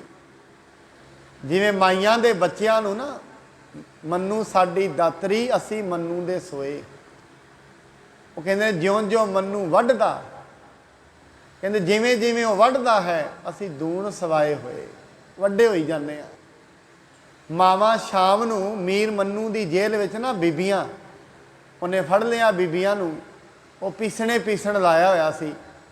ਸ਼ਾਮ ਨੂੰ ਉਹਨਾਂ ਦੇ ਬੱਚਿਆਂ ਨੂੰ ਖੋਹ ਲੈਣਾ, ਉਹਨਾਂ ਨੂੰ ਵੱਢ ਕੇ ਉਹਨਾਂ ਦੇ ਹਾਲ ਉਹਨਾਂ ਦੇ ਗਲਾਂ ਵਿੱਚ ਪਾ ਦੇਣਾ। ਤੇ ਸ਼ਾਮ ਨੂੰ ਉਹਨਾਂ ਨੇ ਰਹਿਰਾਸ ਤੋਂ ਬਾਅਦ ਅਰਦਾਸ ਕੀ ਕਰਨੀ, ਮਹਾਰਾਜ ਚਾਰ ਪੈਰ ਤੁਹਾਡੀ ਕਿਰਪਾ ਨਾਲ ਖੁਸ਼ੀ ਨਾਲ ਬਤੀਤ ਹੋਏ ਨੇ, ਆਨੰਦ ਨਾਲ ਬਤੀਤ ਹੋਏ ਨੇ। ਰਾਤ ਆਈ ਹੈ, ਆਪਣੇ ਭਾਣੇ ਅੰਦਰ ਬਤੀਤ ਕਰਾ ਲੈਣੇ। ਐਸੀ ਸਾਧ ਸੰਗਤ ਸਿੱਖੀ ਹੈ। ਜ਼ਿੰਦਗੀ ਜੀਣੀ ਹੈ ਮਨੁੱਖ ਨੇ। ਬੜਿਆਂ ਕੋਲ ਬਹੁਤ ਕੁਛ ਹੈ ਤਾਂ ਵੀ ਰੋਂਦੇ ਨੇ, ਕਿਸੇ ਕੋਲ ਕੁਛ ਵੀ ਨਹੀਂ ਤਾਂ ਵੀ ਹੱਸਦਾ ਹੈ। ਜ਼ਿੰਦਗੀ ਐਸੀ ਹੈ। ਜਿਉਣੀ ਮਨੁੱਖ ਨੇ ਆਪਣੇ ਤਰੀਕੇ ਨਾਲ ਹੈ। ਕੋਈ ਰੋ ਕੇ ਕੱਟ ਲਏਗਾ, ਕੋਈ ਹੱਸ ਕੇ ਕੱਟ ਲਏਗਾ। ਅੰਤ ਦੇ ਵਿੱਚ ਜ਼ਿੰਦਗੀ ਤੇ ਕੱਟੀ ਹੀ ਜਾਣੀ ਹੈ। ਤਿਤ ਕੋ ਪੁਰਨਾ ਜਾਚਨਾ ਕਰਹੁ, ਅਪਰ ਪੂਰਨ ਤੇ ਉਦਰ ਸੋ ਭਰਹੁ। ਉਹ ਬੀਬੀ ਕਹਿੰਦੀ ਆਪਣੇ ਪਿਤਾ ਦੇ ਨਗਰ ਵਿੱਚ ਨਹੀਂ ਮੰਗਾਂਗੀ, ਕਿਸੇ ਹੋਰ ਨਗਰ ਵਿੱਚ ਜਾਵਾਂਗੀ, ਉੱਥੇ ਜਾ ਕੇ ਹੀ ਲੋਕਾਂ ਤੋਂ ਮੰਗ ਲਵਾਂਗੀ। ਜਾਚਤ ਅੰਨ ਆਨਤੀ ਤੇਤੋ, ਪਤ ਅਰ ਆਪ ਖਾਏ ਲੈ ਜੇਤੋ। ਵਿਚਾਰੀ ਪਿੰਡਾਂ ਵਿੱਚੋਂ ਮੰਗ ਕੇ ਲਿਆਉਂਦੀ ਸੀ ਆਪ ਖਾਣਾ, ਤੇ ਜਿਹੜਾ ਪਤੀ ਸੀ ਨਾਲ ਕੁਸ਼ਟਾ, ਨਾਲ ਜਿਹੜਾ ਪਤੀ ਸੀ ਕੋੜੀ, ਉਹਨੂੰ ਵੀ ਖਵਾ ਦਿੰਦੀ ਸੀ। ਮਹਾਸੁ ਧਰਮ ਧਾਰਤ ਧਰਮ, ਨਿਜ ਪਤ ਤੇ ਨਹਿ ਧਾਰਿਓ ਭਰਮ। ਕਹਿੰਦੇ ਆਪਣੇ ਬੜਾ ਸ੍ਰੇਸ਼ਟ ਧਰਮ ਨਿਭਾ ਰਹੀ ਹੈ, ਜੋ ਪਰਮਾਤਮਾ ਨੇ ਉਹਨੂੰ ਬਖਸ਼ ਦਿੱਤਾ, ਖੁਸ਼ ਹੈ ਪਰਮਾਤਮਾ ਦੇ ਵਿੱਚ। ਤੇ ਆਪਣਾ ਜਿਹੜਾ ਪ੍ਰਤੀਵਤਾ ਧਰਮ ਹੈ ਉਹਨੂੰ ਚੰਗੀ ਤਰ੍ਹਾਂ ਨਿਭਾ ਰਹੀ ਹੈ। ਸੀਸ ਉਠਾਇਓ ਫਿਰੈ ਸੋ ਜਹ ਕਹਿ, ਜਾਚੈ ਅੰਨ ਕੋਖ ਬੈ ਹਿਤ ਤਹਿ। ਸਾਧ ਸੰਗਤ ਜੇ ਕਿਤੇ ਅੱਜ ਇਹ ਗੱਲਾਂ ਸਮਝ ਆ ਜਾਣ ਨਾ, ਪਰਿਵਾਰਾਂ 'ਚ ਅੱਧੇ ਕਲੇਸ਼ ਖਤਮ ਹੋ ਜਾਣਗੇ। ਪਰਿਵਾਰਾਂ ਦੇ ਵਿੱਚ ਕਲੇਸ਼ਾਂ ਦਾ ਕਾਰਨ ਹੀ ਇਹ ਰਹਿ ਗਿਆ ਹੈ, ਬਸ ਆਹੀ ਕਾਰਨ ਹੈ। ਜੇ ਕਿਤੇ ਪਰਮਾਤਮਾ ਦਾ ਭਾਣਾ ਸਾਰੇ ਹੀ ਮੰਨਣ ਲੱਗ ਜਾਣ ਨਾ, ਜਿਵੇਂ ਗੁਰੂ ਅਮਰਦਾਸ ਮਹਾਰਾਜ ਜੀ ਨੇ ਮਾਤਾ ਭਾਨੀ ਜੀ ਨੂੰ ਕਿਹਾ ਸੀ, ਉਹਨੇ ਕਿਹਾ ਭੱਬੇ ਹੀ ਯਾਦ ਰੱਖੇ ਨੇ, ਭੱਬਾ ਭੁੱਲੀ ਜੀ, ਭੱਬਾ ਭਾਣਾ ਜੀ। ਜੇ ਕਿਸੇ ਕੋਈ ਗੱਲ ਹੋ ਗਈ, ਜੇ ਕਿਸੇ ਨੇ ਝਿੜਕ ਦੇਣਾ, ਅੱਗੋਂ ਇਹੀ ਗੱਲ ਕਹਿਣੀ ਹੈ, ਭੁੱਲ ਗਈ ਹਾਂ ਜੀ, ਅੱਗੋਂ ਠੀਕ ਕਰ ਲਵਾਂਗੇ। ਜੇ ਕਿਤੇ ਘਰ ਵਿੱਚ ਗਰੀਬੀ ਆ ਗਈ, ਮਹਾਰਾਜ ਕਹਿੰਦੇ ਕਿਤੇ ਹੋਰ ਨਹੀਂ ਗੱਲ ਕਰਨੀ, ਇੱਕੋ ਹੀ ਗੱਲ ਕਹਿਣਾ ਹੈ, ਭਾਣਾ ਹੈ ਜੀ, ਜਿਵੇਂ ਭਾਣਾ ਹੈ ਬਤੀਤ ਕਰ ਲਵਾਂਗੇ। ਹੁਣ ਇਵੇਂ ਵਿਚਾਰੀ ਉਹ ਬੀਬੀ ਹੈ, ਇਹ ਨਹੀਂ ਵੀ ਮੇਰੇ ਗਲ ਕੀ ਪੈ ਗਿਆ ਹੈ, ਗਲ ਤੇ ਉਹਨੂੰ ਹੁਣ ਕਰਨਾ ਹੀ ਪੈਣੀ ਹੈ ਜ਼ਿੰਦਗੀ ਤੇ, ਪਰ ਇਹ ਨਹੀਂ ਰੋ ਕੇ ਗੁਜ਼ਾਰ ਰਹੀ ਹੈ, ਹੱਸ ਕੇ ਗੁਜ਼ਾਰ ਰਹੀ ਹੈ। ਜਿਵੇਂ ਪਰਮੇਸ਼ਰ ਦਾ ਭਾਣਾ ਹੈ ਉਹਦੇ ਰੰਗ ਵਿੱਚ ਹੀ ਜੀ ਰਹੀ ਹੈ। ਨਿਕਟ ਗ੍ਰਾਮ ਕੇ ਦੇਤ ਉਤਾਰ, ਫਿਰੈ ਸਦਨ ਤੇ ਲਿਆਏ ਆਹਾਰ। ਪਿੰਡ ਤੋਂ ਪਹਿਲਾਂ ਹੀ ਉਹ ਕੋੜੀ ਨੂੰ ਲਾ ਦਿੰਦੀ ਸੀ ਸਿਰ ਤੋਂ, ਫਿਰ ਪਿੰਡ ਦੇ ਵਿੱਚ ਜਾ ਕੇ ਅਨਾਜ ਇਕੱਠਾ ਕਰ ਲੈਂਦੀ ਸੀ। विचरत ग्रामण इसी प्रकारी आई गुर के चक एक बारी। ਐਵੇਂ ਪਿੰਡਾਂ ਦੇ ਵਿੱਚ ਫਿਰਦੀ ਫਿਰਦੀ ਇੱਕ ਦਿਨ ਅੰਮ੍ਰਿਤਸਰ ਦੇ ਕੋਲ ਆ ਗਈ। ਇਹਨੂੰ ਗੁਰੂ ਕਾ ਚੱਕ ਕਹਿੰਦੇ ਸਨ ਪਹਿਲਾਂ। ਆਉਂਦਿਆਂ ਆਉਂਦਿਆਂ ਇੱਕ ਦਿਨ ਅੰਮ੍ਰਿਤਸਰ ਸਾਹਿਬ ਦੇ ਕੋਲ ਆ ਗਈ ਹੈ। देग गुरु की लीन आहारा पत जुत खाए हृदय सुख धारा। ਉੱਥੇ ਲੰਗਰ ਪ੍ਰਸ਼ਾਦਾ ਚੱਲ ਰਿਹਾ ਸੀ। ਜਦੋਂ ਉਹਨੇ ਉੱਥੇ ਲੰਗਰ ਛਕਿਆ ਖੁਸ਼ ਹੋਈ ਤੇ ਨਾਲ ਆਪਣੇ ਪਤੀ ਨੂੰ ਵੀ ਲੰਗਰ ਛਕਾਇਆ ਹੈ। पुन अगले दिन बदरी बन में खारी जाए धरी तब तन में। ਅਗਲੇ ਦਿਨ ਉਹ ਪਤੀ ਨੂੰ ਚੁੱਕ ਕੇ ਜਿੱਥੇ ਬੇਰੀਆਂ ਦਾ ਰੁੱਖ ਖੜੇ ਸਨ ਉੱਥੇ ਚਲੀ ਗਈ। ਬੇਰੀਆਂ ਹੀ ਬੇਰੀਆਂ ਬਣੀਆਂ ਹੋਈਆਂ ਸਨ, ਉੱਥੇ ਚਲੀ ਗਈ ਹੈ ਤੇ ਟੋਕਰੀ ਨੂੰ ਉੱਥੇ ਰੱਖ ਦਿੱਤਾ ਹੈ। ग्राम बिखे नर हेरत जोई करत गिलान तरकते सोई। ਆਪਣੇ ਪਤੀ ਨੂੰ ਪਹਿਲਾਂ ਹੀ ਪਿੱਛੇ ਲਾ ਦਿੰਦੀ ਸੀ। ਕਿਉਂ? ਜਿਵੇਂ ਹੀ ਅੱਗੇ ਜਾਂਦੀ ਸੀ ਲੋਕੀ ਗਿਲਾਨੀ ਕਰਦੇ ਸੀ। ਕੋੜੀ ਸੀ ਨਾ, ਵੇਖ ਵੇਖ ਕੇ ਲੋਕੀ ਦੂਰ ਹੋ ਜਾਂਦੇ ਸੀ। ਉਹਨੂੰ ਪਿੱਛੇ ਹੀ ਲਾ ਗਈ ਹੈ। ਆਪ ਪਿੰਡ ਦੇ ਵਿੱਚ ਮੰਗਣ ਲਈ ਚਲੀ ਗਈ ਹੈ। इस हित ते पत दूर बिठायो खारी सहत सो छाए टिकायो। ਪਤੀ ਨੂੰ ਬੇਰੀਆਂ ਦੀ ਛਾਂ ਵਿੱਚ ਲਾ ਦਿੱਤਾ, ਟੋਕਰੀ ਵੀ ਉੱਥੇ ਹੀ ਰੱਖ ਦਿੱਤੀ ਹੈ। ग्राम तोंग को आप सिधारी भिखिया हेत लेपे इथ धारी। ਆਪ ਜਿਹੜਾ ਤੁੰਗ ਪਿੰਡ ਹੈ ਅੰਮ੍ਰਿਤਸਰ ਦੇ ਕੋਲ ਹੀ, ਉੱਥੇ ਚਲੀ ਗਈ। ਲੈਣ ਕੀ ਗਈ? ਭਿਕਸ਼ਾ। ਸਾਧ ਸੰਗਤ ਇੱਕ ਹੋਰ ਵੀ ਗੱਲ ਯਾਦ ਰੱਖਣਾ, ਇਹ ਜਿਹੜੀ ਭਿਖਿਆ ਹੈ ਨਾ, ਇਹ ਵੀ ਪਰਮਾਤਮਾ ਨੇ ਜਿਹਦੀ ਜੈਸੀ ਪ੍ਰਲਬਧ ਲਿਖੀ ਹੈ ਉਵੇਂ ਹੀ ਉਹ ਕਰਤਾ ਹੈ। ਬੜੀ ਵਾਰੀ ਅਸੀਂ ਕਹਿ ਦਿੰਦੇ ਆ ਵੀ ਬੜਾ ਹਟਾ ਕਟਾ ਹੈ, ਤੂੰ ਕੁਝ ਕਰਕੇ ਕਿਉਂ ਨਹੀਂ ਖਾ ਲੈਂਦਾ। ਹੁਣ ਕਰੇ ਕੀ? ਉਹਦੇ ਕਰਮਾਂ ਵਿੱਚ ਹੀ ਇਹ ਕੁਝ ਲਿਖਿਆ ਹੋਇਆ, ਕਰੇ ਕੀ? ਹੁਣ ਇੱਕ ਹੋਰ ਵੀ ਹੈ, ਅੱਗੇ ਤੇ ਉਹਦੇ ਪਹਿਲਾਂ ਹੀ ਕਰਮ ਮਾੜੇ ਨੇ, ਜਿਵੇਂ ਜਿਵੇਂ ਉਹ ਲਈ ਜਾਂਦਾ ਹੈ ਉਹਦਾ ਹਿਸਾਬ ਹੀ ਉਹਨੂੰ ਦੇਣਾ ਪੈਂਦਾ। ਜੇ ਆਪ ਜੀ ਦੇ ਘਰੋਂ ਕੋਈ ਖਾ ਲੈਂਦਾ ਹੈ, ਇਹਦਾ ਮਤਲਬ ਇਹ ਨਹੀਂ ਉਹਦਾ ਕੁਝ ਮਿਲੇਗਾ ਨਹੀਂ, ਉਹਦਾ ਬੜਾ ਕੁਝ ਮਿਲਦਾ ਹੈ ਮਨੁੱਖ ਨੂੰ। ਜਿਵੇਂ ਮਹਾਤਮਾ ਬੁੱਧ ਇੱਕ ਵਾਰ ਤੁਰੇ ਜਾ ਰਹੇ ਸਨ, ਜ਼ਿਮੀਂਦਾਰ ਦੇ ਘਰ ਚਲੇ ਗਏ ਮੰਗਣ ਜੀ। ਅੱਗੇ ਜਾ ਕੇ ਉਹਨਾਂ ਨੇ ਆਪਣਾ ਭਿਕਸ਼ਾ ਪੱਤਰ ਅੱਗੇ ਰੱਖਿਆ। ਜ਼ਿਮੀਂਦਾਰ ਕਹਿੰਦਾ ਵੀ ਮੈਨੂੰ ਇੱਕ ਗੱਲ ਦੱਸ ਭਾਈ, ਪੈਲੀ ਮੈਂ ਵਾਹੀ ਹੈ, ਖੇਤ ਮੈਂ ਵਾਹੇ ਨੇ, ਮਿਹਨਤ ਮੈਂ ਕੀਤੀ ਹੈ, ਤੇ ਤੁਹਾਡਾ ਹੱਕ ਕਿਵੇਂ ਹੈ ਇਹਦੇ ਤੇ? ਇਹ ਦੱਸੋ ਵੀ ਤੁਹਾਡਾ ਹੱਕ ਤੇ ਨਹੀਂ ਨਾ ਹੋ ਸਕਦਾ ਇੱਥੇ। ਇਸ ਕਰਕੇ ਮੇਰੀ ਕਮਾਈ 'ਚ ਤੁਸੀਂ ਹਿੱਸਾ ਲੈ ਰਹੇ ਹੋ। ਉਹ ਕਹਿੰਦਾ ਨਹੀਂ, ਮੈਂ ਵੀ ਖੇਤ ਵਾਹੇ ਨੇ, ਮੈਂ ਵੀ ਹਲ ਜੋਇਆ। ਕਿਹੜਾ ਹਲ ਜੋਇਆ ਦੱਸੋ? ਕਹਿੰਦੇ ਮੈਂ ਆਪਣੇ ਮਨ ਦੇ ਖੇਤ ਨੂੰ ਵਾਹਿਆ ਹੈ। ਬੰਦਗੀ ਰੱਬ ਨੇ ਮੇਰੇ ਤੋਂ ਕਰਾਈ ਹੈ, ਇਸ ਕਰਕੇ ਤੂੰ ਨਿਰਾਸ਼ ਨਾ ਹੋਈ। ਜੋ ਕੁਝ ਤੂੰ ਮੈਨੂੰ ਦੇਵੇਂਗਾ ਉਹਦਾ ਹਿੱਸਾ ਮੇਰੇ ਕਰਮਾਂ 'ਚੋਂ ਤੈਨੂੰ ਜ਼ਰੂਰ ਮਿਲੇਗਾ। ਐਸਾ ਨਾ ਸੋਚੀ। ਇਸ ਕਰਕੇ ਸਾਧ ਸੰਗਤ, ਜਿੱਥੋਂ ਜਿੱਥੋਂ ਵੀ ਅਸੀਂ ਕਿਸੇ ਦਾ ਹਿੱਸਾ ਖਾਂਦੇ ਹਾਂ, ਉਹਦਾ ਹਿਸਾਬ ਕਿਤਾਬ ਮਨੁੱਖ ਦੇ ਕਰਮਾਂ 'ਚੋਂ ਹੀ ਲੈਣਾ ਦੇਣਾ ਪੈਂਦਾ ਹੈ। ਇਹ ਮਤ ਜਾਣਨਾ। ਤਾਂ ਹੀ ਬਾਣੀ ਦੇ ਸੱਚੇ ਪਾਤਸ਼ਾਹ ਕਹਿੰਦੇ ਨੇ, ਹੱਕ ਪਰਾਇਆ ਨਾਨਕਾ ਉਸ ਸੂਅਰ ਉਸ ਗਾਏ। ਦੂਜੇ ਦਾ ਜਿਹੜਾ ਹੱਕ ਹੈ ਉਹ ਮਨੁੱਖ ਦੇ ਕਰਮਾਂ ਵਿੱਚੋਂ ਹੀ ਨਿਕਲਦਾ ਹੈ, ਕਿਸੇ ਨਾ ਕਿਸੇ ਤਰੀਕੇ ਨਾਲ ਜ਼ਰੂਰ ਨਿਕਲਦਾ ਹੈ। ਇਸ ਕਰਕੇ ਪਰਾਏ ਹੱਕ ਤੋਂ ਮਨੁੱਖ ਨੂੰ ਗੁਰੇਜ਼ ਕਰਨਾ ਚਾਹੀਦਾ ਹੈ।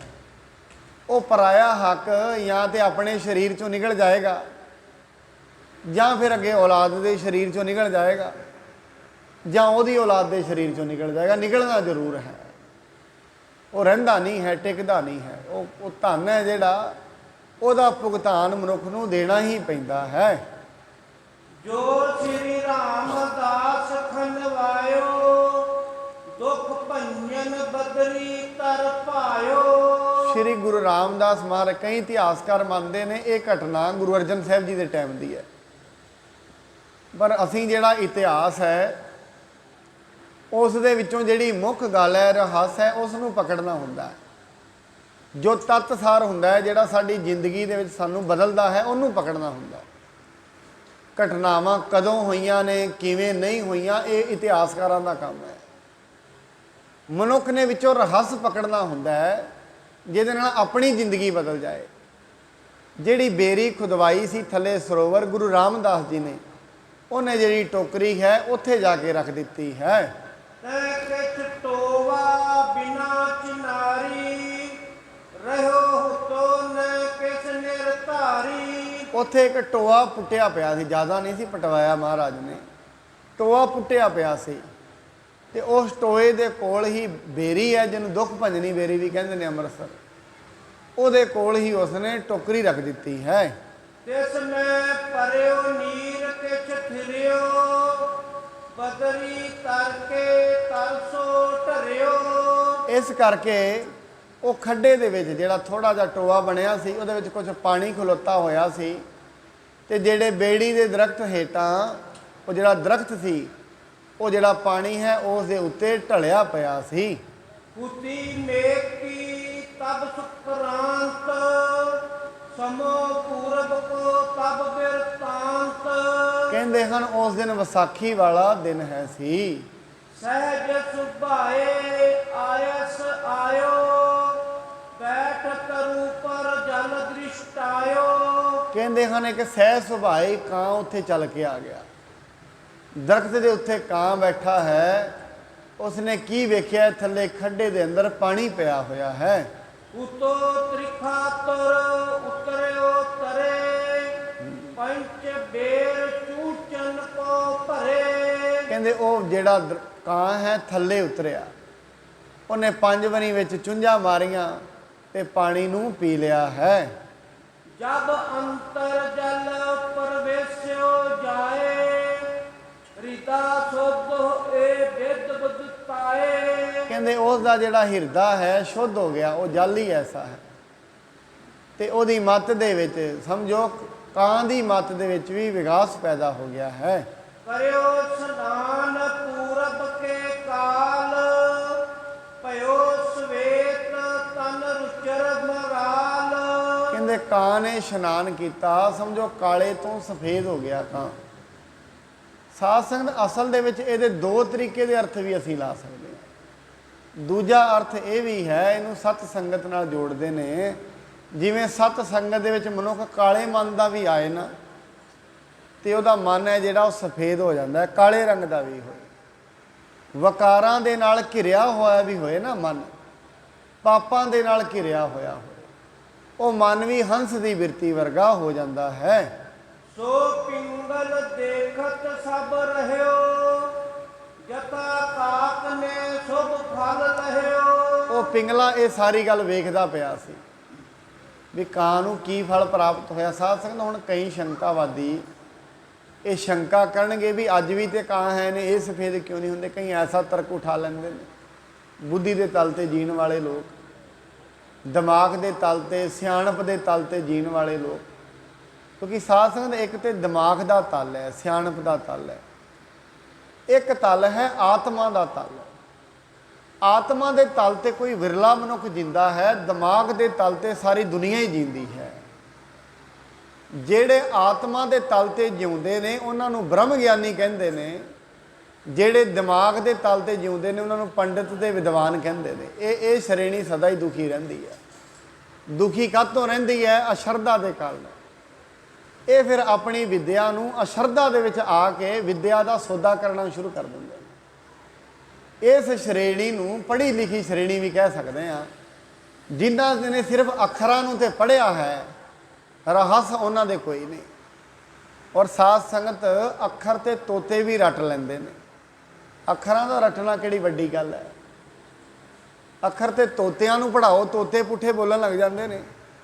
ਅੱਖਰ ਰੱਟਣਾ ਵੱਡੀ ਗੱਲ ਨਹੀਂ ਹੈ। ਅੱਖਰਾਂ ਦੇ ਵਿੱਚ ਜਿਹੜਾ ਰਹੱਸ ਹੈ ਉਹਨੂੰ ਪ੍ਰਾਪਤ ਕਰ ਲੈਣਾ ਵੱਡੀ ਗੱਲ ਹੈ। ਪਰ ਇਹ ਹੌਲੀ ਹੌਲੀ ਪ੍ਰਕਿਰਿਆ ਹੁੰਦੀ। ਜਿਵੇਂ ਇੱਕ ਬੱਚਾ ਹੁੰਦਾ ਨਾ ਛੋਟਾ ਜਿਹਾ, ਉਹਨੂੰ ਕਹਿੰਦੇ ਨੇ ਇਹ ਵੀ ਇਹ ਤੇਰੀ ਮਾਂ ਹੈ, ਕਹਿ ਇਹਨੂੰ ਮਾਂ ਕਹਿ। ਇੱਕ ਵਾਰੀ ਕਹੇਗਾ ਭੁੱਲ ਜਾਂਦਾ ਹੈ, ਫਿਰ ਰੋਜ਼ ਰੋਜ਼ ਉਹਨੂੰ ਘੁਮਾਉਂਦੇ ਨੇ ਵੀ ਇਹਨੂੰ ਮਾਂ ਕਹਿ। ਰੋਜ਼ ਉਹਨੂੰ ਮਾਂ ਕਹਿ ਦਿੰਦਾ ਹੈ, ਪਰ ਹਜੇ ਉਹਨੂੰ ਪਤਾ ਨਹੀਂ, ਹਾਲੇ ਪਤਾ ਨਹੀਂ ਲੱਗਿਆ ਵੀ ਜਿਹੜੀ ਮਾਂ ਹੁੰਦੀ ਹੈ ਉਹ ਕਾਰਜ ਕੀ ਕਰਦੀ ਹੈ, ਮਾਂ ਦਾ ਕੀ ਰੁਤਬਾ ਹੁੰਦਾ ਹੈ, ਮਾਂ ਕੀ ਹੈ, ਮਾਂ ਜਨਮ ਦਿੰਦੀ ਹੈ, ਇਹ ਨਹੀਂ ਉਹਨੂੰ ਪਤਾ, ਪਰ ਮਾਂ ਕਹਿ ਦਿੰਦਾ ਹੈ। ਉਹ ਪਤਾ ਕਦੋਂ ਲੱਗੇਗਾ ਜਿਵੇਂ ਜਿਵੇਂ ਵੱਡਾ ਹੋਏਗਾ। ਭਾਵੇਂ ਬੱਚਾ ਆਪਣੀ ਮਾਂ ਨੂੰ ਮਾਂ ਨਾ ਕਹੇ, ਪਿਆਰਾ ਫਿਰ ਵੀ ਲੱਗਦਾ ਹੈ। ਛੋਟਾ ਜਿਹਾ ਬੱਚਾ ਕਿਹੜਾ ਮਾਂ ਕਹਿੰਦਾ ਹੈ, ਪਿਆਰਾ ਲੱਗਦਾ ਹੈ। ਇਵੇਂ ਪਰਮਾਤਮਾ ਦੇ ਤਲ 'ਤੇ ਮਨੁੱਖ ਜਦੋਂ ਪਰਮਾਤਮਾ ਨੂੰ ਕੋਈ ਵਾਹਿਗੁਰੂ ਕਹਿੰਦਾ ਹੈ, ਕੋਈ ਰੱਬ ਕਹਿੰਦਾ ਹੈ, ਜਿਵੇਂ ਜਿਵੇਂ ਉਹ ਕਹਿਣਾ ਸ਼ੁਰੂ ਕਰੇਗਾ, ਦਿਲ ਉਹਦਾ ਸ਼ੁੱਧ ਹੋਣਾ ਚਾਹੀਦਾ ਹੈ। ਇਹਨੇ ਪਰਮਾਤਮਾ ਨੂੰ ਨਾਲ ਹੀ ਪਿਆਰ ਕਰਨਾ ਸ਼ੁਰੂ ਕਰ। ਉਹਨੂੰ ਪਤਾ ਨਹੀਂ ਪਰਮਾਤਮਾ ਕੌਣ ਹੈ, ਕਿੱਥੇ ਰਹਿੰਦਾ, ਹਜੇ ਕੋਈ ਨਹੀਂ ਪਤਾ, ਪਰ ਲੱਗ ਗਿਆ ਸਹਿ ਸੁਭਾਏ। ਹੌਲੀ ਹੌਲੀ ਉਸ ਨੂੰ ਗਿਆਨ ਹੋ ਜਾਏਗਾ। ਜਿਵੇਂ ਬੱਚੇ ਨੂੰ 5-7 ਸਾਲਾਂ 10 'ਚ ਪਤਾ ਲੱਗ ਜਾਂਦਾ ਹੈ ਵੀ ਮਾਂ ਦੇ ਫਰਜ਼ ਕੀ ਹੁੰਦੇ ਨੇ, ਮਾਂ ਕੌਣ ਹੁੰਦੀ ਹੈ, ਮਾਂ ਦੇ ਕਾਰਜ ਕੀ ਨੇ। ਇਵੇਂ ਜਿਵੇਂ ਜਿਵੇਂ ਮਨੁੱਖ ਪਰਮਾਤਮਾ ਦੀ ਬੰਦਗੀ ਕਰਦਾ ਹੈ, ਇਹਨੂੰ ਪਰਮਾਤਮਾ ਦੇ ਬਾਰੇ ਪਤਾ ਲੱਗਦਾ ਹੈ। ਹੁਣ ਕਈ ਮਨੁੱਖ ਇਹ ਸ਼ੰਕਾ ਕਰਦੇ ਨੇ ਵੀ ਕਾਂ ਤੇ ਅੱਜ ਵੀ ਸਫੇਦ ਕਿਉਂ ਨਹੀਂ ਹੁੰਦੇ। ਕਾਰਨ ਵੇਖੋ ਸਾਥ ਨੇ, ਪਰਮਾਤਮਾ ਨੇ ਕਿਸੇ ਦਾ ਪਾਰ ਉਤਾਰਾ ਕਰਨਾ ਹੈ ਤੇ ਕਿਸੇ ਤਰੀਕੇ ਨਾਲ ਕਰਨਾ ਹੈ, ਕਿਸੇ ਕਰਮਾਂ ਨਾਲ ਕਰਨਾ ਹੈ। ਹੋ ਸਕਦਾ ਹੈ ਉਹਦਾ ਪਾਰ ਉਤਾਰਾ ਕਰਨਾ ਹੋਏ ਤੇ ਉਦੋਂ ਹੀ ਪਰਮਾਤਮਾ ਨੇ ਇੱਕ ਨੂੰ ਹੀ ਸਫੇਦ ਕੀਤਾ ਹੋਏ। ਇਹ ਤੇ ਹੁਣ ਉਹ ਜਾਣਦਾ ਹੈ ਨਾ ਪਰਮਾਤਮਾ। ਕੀ ਪਤਾ ਲੱਗਦਾ ਜਿਹੜੀ ਚੀਜ਼ ਮੈਨੂੰ ਮਹਿਸੂਸ ਹੋ ਜਾਏ, ਆਪ ਵਿੱਚੋਂ ਕਿਸੇ ਨੂੰ ਮਹਿਸੂਸ ਹੋ ਜਾਏ, ਦੂਜੇ ਨੂੰ ਨਹੀਂ ਨਾ ਹੁੰਦੀ। ਜਿਵੇਂ 1000 ਲੋਕ ਨੇ, ਇੱਕ ਨੂੰ ਪਰਮਾਤਮਾ ਮਹਿਸੂਸ ਹੋਇਆ। ਗੁਰੂ ਨਾਨਕ ਸਾਹਿਬ ਜੀ ਨੂੰ ਪਤਾ ਲੱਗ ਗਿਆ ਆਪ ਪਰਮੇਸ਼ਰ ਦਾ ਰੂਪ ਨੇ। ਘਰਦਿਆਂ ਨੂੰ ਸਮਝਾਉਂਦੇ ਨੇ ਵੀ ਨਹੀਂ, ਪਰਮਾਤਮਾ ਹੀ ਸਭ ਕੁਝ ਹੈ। ਸਾਰੇ ਕਹਿੰਦੇ ਨੇ ਵੀ ਨਹੀਂ, ਇਹਨੂੰ ਕੁਝ ਹੋ ਗਿਆ, ਇਹਨੂੰ ਡਾਕਟਰ ਕੋਲ ਲੈ ਕੇ ਜਾਓ, ਗੁਰੂ ਨਾਨਕ ਸਾਹਿਬ ਨੂੰ। ਪਰ ਕੱਲੀ ਬੇਬੇ ਨਾਨਕੀ ਹੈ ਜਿਹਨੂੰ ਪਤਾ ਹੈ ਗੁਰੂ ਨਾਨਕ ਪਰਮਾਤਮਾ ਦਾ ਰੂਪ ਨੇ। ਸਾਰਿਆਂ ਨੂੰ ਨਹੀਂ ਪਤਾ ਲੱਗਦਾ। ਇਹ ਪਤਾ ਕਿਸੇ ਕਿਸੇ ਨੂੰ ਹੀ ਲੱਗਦਾ ਹੁੰਦਾ। ਇਹ ਪਰਮਾਤਮਾ ਦੀ ਮਰਜ਼ੀ ਆ। ਉਹ ਇੱਕ ਨੂੰ ਚਿੱਟਾ ਕਰੇ, ਦੋਆਂ ਨੂੰ ਕਰੇ, ਕਿ ਤਾਂ ਹੁਣ ਫਿਰ ਕਰਨ ਲੱਗ ਜਾਏਗੀ, ਤਾਂ ਪਤਾ ਹੈ। ਇਹ ਨਹੀਂ ਪਤਾ। ਆਪਣੀ ਬੁੱਧੀ ਨੂੰ ਰੋਕਣਾ ਨਹੀਂ ਚਾਹੀਦਾ ਕਿਤੇ। ਇਹਦਾ ਅੰਤ ਨਹੀਂ ਹੈ ਮਨ ਦਾ। ਪਰਮਾਤਮਾ ਦੀ ਖੇਡ ਹੈ। ਕੀ ਪਤਾ ਲੱਗਦਾ ਹੈ ਕਦੋਂ ਉਹਨੇ ਕਿਹੜੀ ਕਲਾ ਵਰਤਾ ਦੇਣੀ ਹੈ। ਸੋ ਪਿੰਗਲ ਦਖਤ ਸਭ ਰਹਿਓ, ਜਥਾ ਕਾਕ ਨੇ ਸੁਭ ਫਲ ਲਹਿਓ। ਉਹ ਪਿੰਗਲਾ ਵੇਖਦਾ ਰਿਹਾ ਕਿਵੇਂ ਕਾਂ ਨੇ ਉਹਦੇ ਵਿੱਚ ਇਸ਼ਨਾਨ ਕਰਕੇ ਸ਼ੁਭ ਫਲ ਦੀ ਪ੍ਰਾਪਤੀ ਕੀਤੀ ਹੈ। ਉਦੈ ਭਾਗ ਤੇ ਔਰ ਫੁਰੇ ਆਈ, ਇਸ ਜਲ ਕੀ ਮਹਿਮਾ ਅਧਿਕਾਈ। ਕਹਿੰਦੇ ਉਹਦਾ ਭਾਗ ਹੈ ਨਾ ਜਿਹੜਾ ਜਾਗ ਗਿਆ। ਸਾਧ ਸੰਗਤ, ਭਾਗ ਜਾਗਣ ਦੀ ਨਿਸ਼ਾਨੀ ਇਹ ਹੈ ਮਨੁੱਖ ਦੀ ਸਮਝ ਵਿੱਚ ਨਾ ਕੋਈ ਵਧੀਆ ਚੀਜ਼ ਆਉਣੀ ਸ਼ੁਰੂ ਹੋਈ। ਕਹਿੰਦੇ ਭਾਗ ਜਾਗ ਗਏ ਨੇ।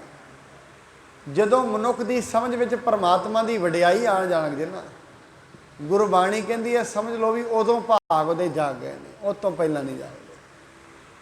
ਜਿਸ ਦਿਨ ਉਹਨੂੰ ਸਤ ਸੰਗਤ ਵਿੱਚ, ਕੀਰਤਨ ਵਿੱਚ, ਕਥਾ ਵਿੱਚ, ਰੱਬ ਦੀ ਵਡਿਆਈ ਵਿੱਚ ਆਨੰਦ ਆਉਣ ਲੱਗ ਜਾਏ, ਇਹ ਫਿਰ ਇਹ ਨਿਸ਼ਾਨੀ ਹੈ ਵੀ ਇਸ ਮਨੁੱਖ ਦੇ ਭਾਗ ਜਾਗ ਗਏ ਨੇ। ਜੇ ਹਜੇ ਨਹੀਂ ਆ ਰਿਹਾ, ਮਨ ਕਾਹਲਾ ਪੈਂਦਾ ਹੈ ਤੇ ਨਿੰਦਾ ਤੇ ਚੁਗਲੀ ਵਿੱਚ ਆਨੰਦ ਆਉਂਦਾ ਹੈ, ਹਜੇ ਭਾਗ ਮਾੜੇ ਨੇ। ਇਹ ਆਪ ਜੀ ਨੋਟ ਰੱਖਣਾ। ਬਾਣੀ ਕਹਿੰਦੀ ਹੈ ਜਿਸ ਅੰਦਰ ਚੁਗਲੀ ਚੁਗਲੋ ਵੱਜੈ, ਕੀਤਾ ਕਰਤਿਆ ਉਸ ਦਾ ਸਭ ਗਿਆ। ਜਿਹਦੇ ਅੰਦਰ ਚੁਗਲੀ ਵੱਜਦੀ ਹੈ ਸਮਝੋ ਉਦੋਂ ਕੀਤਾ ਕਤਾਇਆ ਸਾਰਾ ਕੁਝ ਹੀ ਚਲਾ ਗਿਆ। ਇਸ ਕਰਕੇ ਭਾਗ ਮਾੜਿਆਂ ਦੀ ਨਿਸ਼ਾਨੀ ਹੈ ਜਿਹਦਾ ਦਿਲ ਹਜੇ ਨਿੰਦਾ ਤੇ ਚੁਗਲੀ ਤੇ ਈਰਖਾ ਵਿੱਚ ਲੱਗਦਾ ਹੈ। ਜਿਹਨੂੰ ਆਨੰਦ ਆਉਣ ਲੱਗ ਗਿਆ ਪਰਮਾਤਮਾ ਦੇ ਗੁਣਾਂ ਤੇ ਵਡਿਆਈ ਵਿੱਚ, ਉਹਦੇ ਭਾਗ ਚੰਗੇ ਨੇ। ਜਿਵੇਂ ਪਿੰਗਲੇ ਦੇ ਭਾਗ ਜਾਗ ਗਏ, ਉਹਦੇ ਮਨ ਵਿੱਚ ਵਿਚਾਰ ਆ ਗਿਆ ਇਹ ਕਾਂ ਨੇ ਕਿੱਡਾ ਸ਼ੁਭ ਫਲ ਪ੍ਰਾਪਤ ਕੀਤਾ ਹੈ। ਮਨੋ ਪੁੰਨ ਮਨ ਬਾਇਸ ਆਇਓ, ਨੀਰ ਮਹਾਤਮ ਕੋ ਦਰਸਾਇਓ। ਕਹਿੰਦਾ ਹੈ ਵੀ ਮੈਨੂੰ ਇਵੇਂ ਲੱਗਦਾ ਇਹ ਜਿਹੜਾ ਕਾਂ ਹੈ ਨਾ, ਇਹ ਮੈਨੂੰ ਦੱਸਣ ਆਇਆ ਹੈ ਵੀ ਇਹ ਜਲ ਦੇ ਵਿੱਚ ਕਿੰਨੀ ਮਹਾਨਤਾ ਹੈ। ਇਹ ਕਾਂ ਹੈ ਜਿਹੜਾ ਮੇਰੇ ਵਾਸਤੇ ਹੀ ਆਇਆ ਹੈ। ਬਿਨਾ ਬਿਲਮ ਤੇ ਇਤ ਉਤ ਹਾਲਾ, ਜੋ ਨਿਜ ਬਲ ਕੇ ਜੋ ਨਿਜ ਬਲ ਤੇ ਸਕਹਿ ਨ ਚਾਲਾ। ਬਿਨਾਂ ਦੇਰੀ ਤੋਂ ਇੱਧਰ ਉੱਧਰ ਹਿੱਲਿਆ, ਜਿਹੜਾ ਚੱਲ ਵੀ ਨਹੀਂ ਸੀ ਸਕਦਾ ਉਹ ਹਿੱਲਣਾ ਜੁਲਣਾ ਸ਼ੁਰੂ ਹੋ ਗਿਆ ਹੈ। ਖਾਰੀ ਤੇ ਨਿਕਸਿਓ ਗਿਰ ਪਰਿਓ, ਰਿਗਤ ਰਿਗਤ ਪੁੰਨ ਚੰਨ ਤਹਿ ਕਰਿਓ। ਉਹ ਜਿਹੜੀ ਟੋਕਰੀ ਉਸ ਦੇ ਵਿੱਚੋਂ ਥੱਲੇ ਡਿੱਗ ਗਿਆ, ਹੌਲੀ ਹੌਲੀ ਰਿੜਦਾ ਰਿੜਦਾ ਰਿੜਦਾ ਪਾਣੀ ਦੇ ਕੋਲ ਪਹੁੰਚ ਗਿਆ ਹੈ।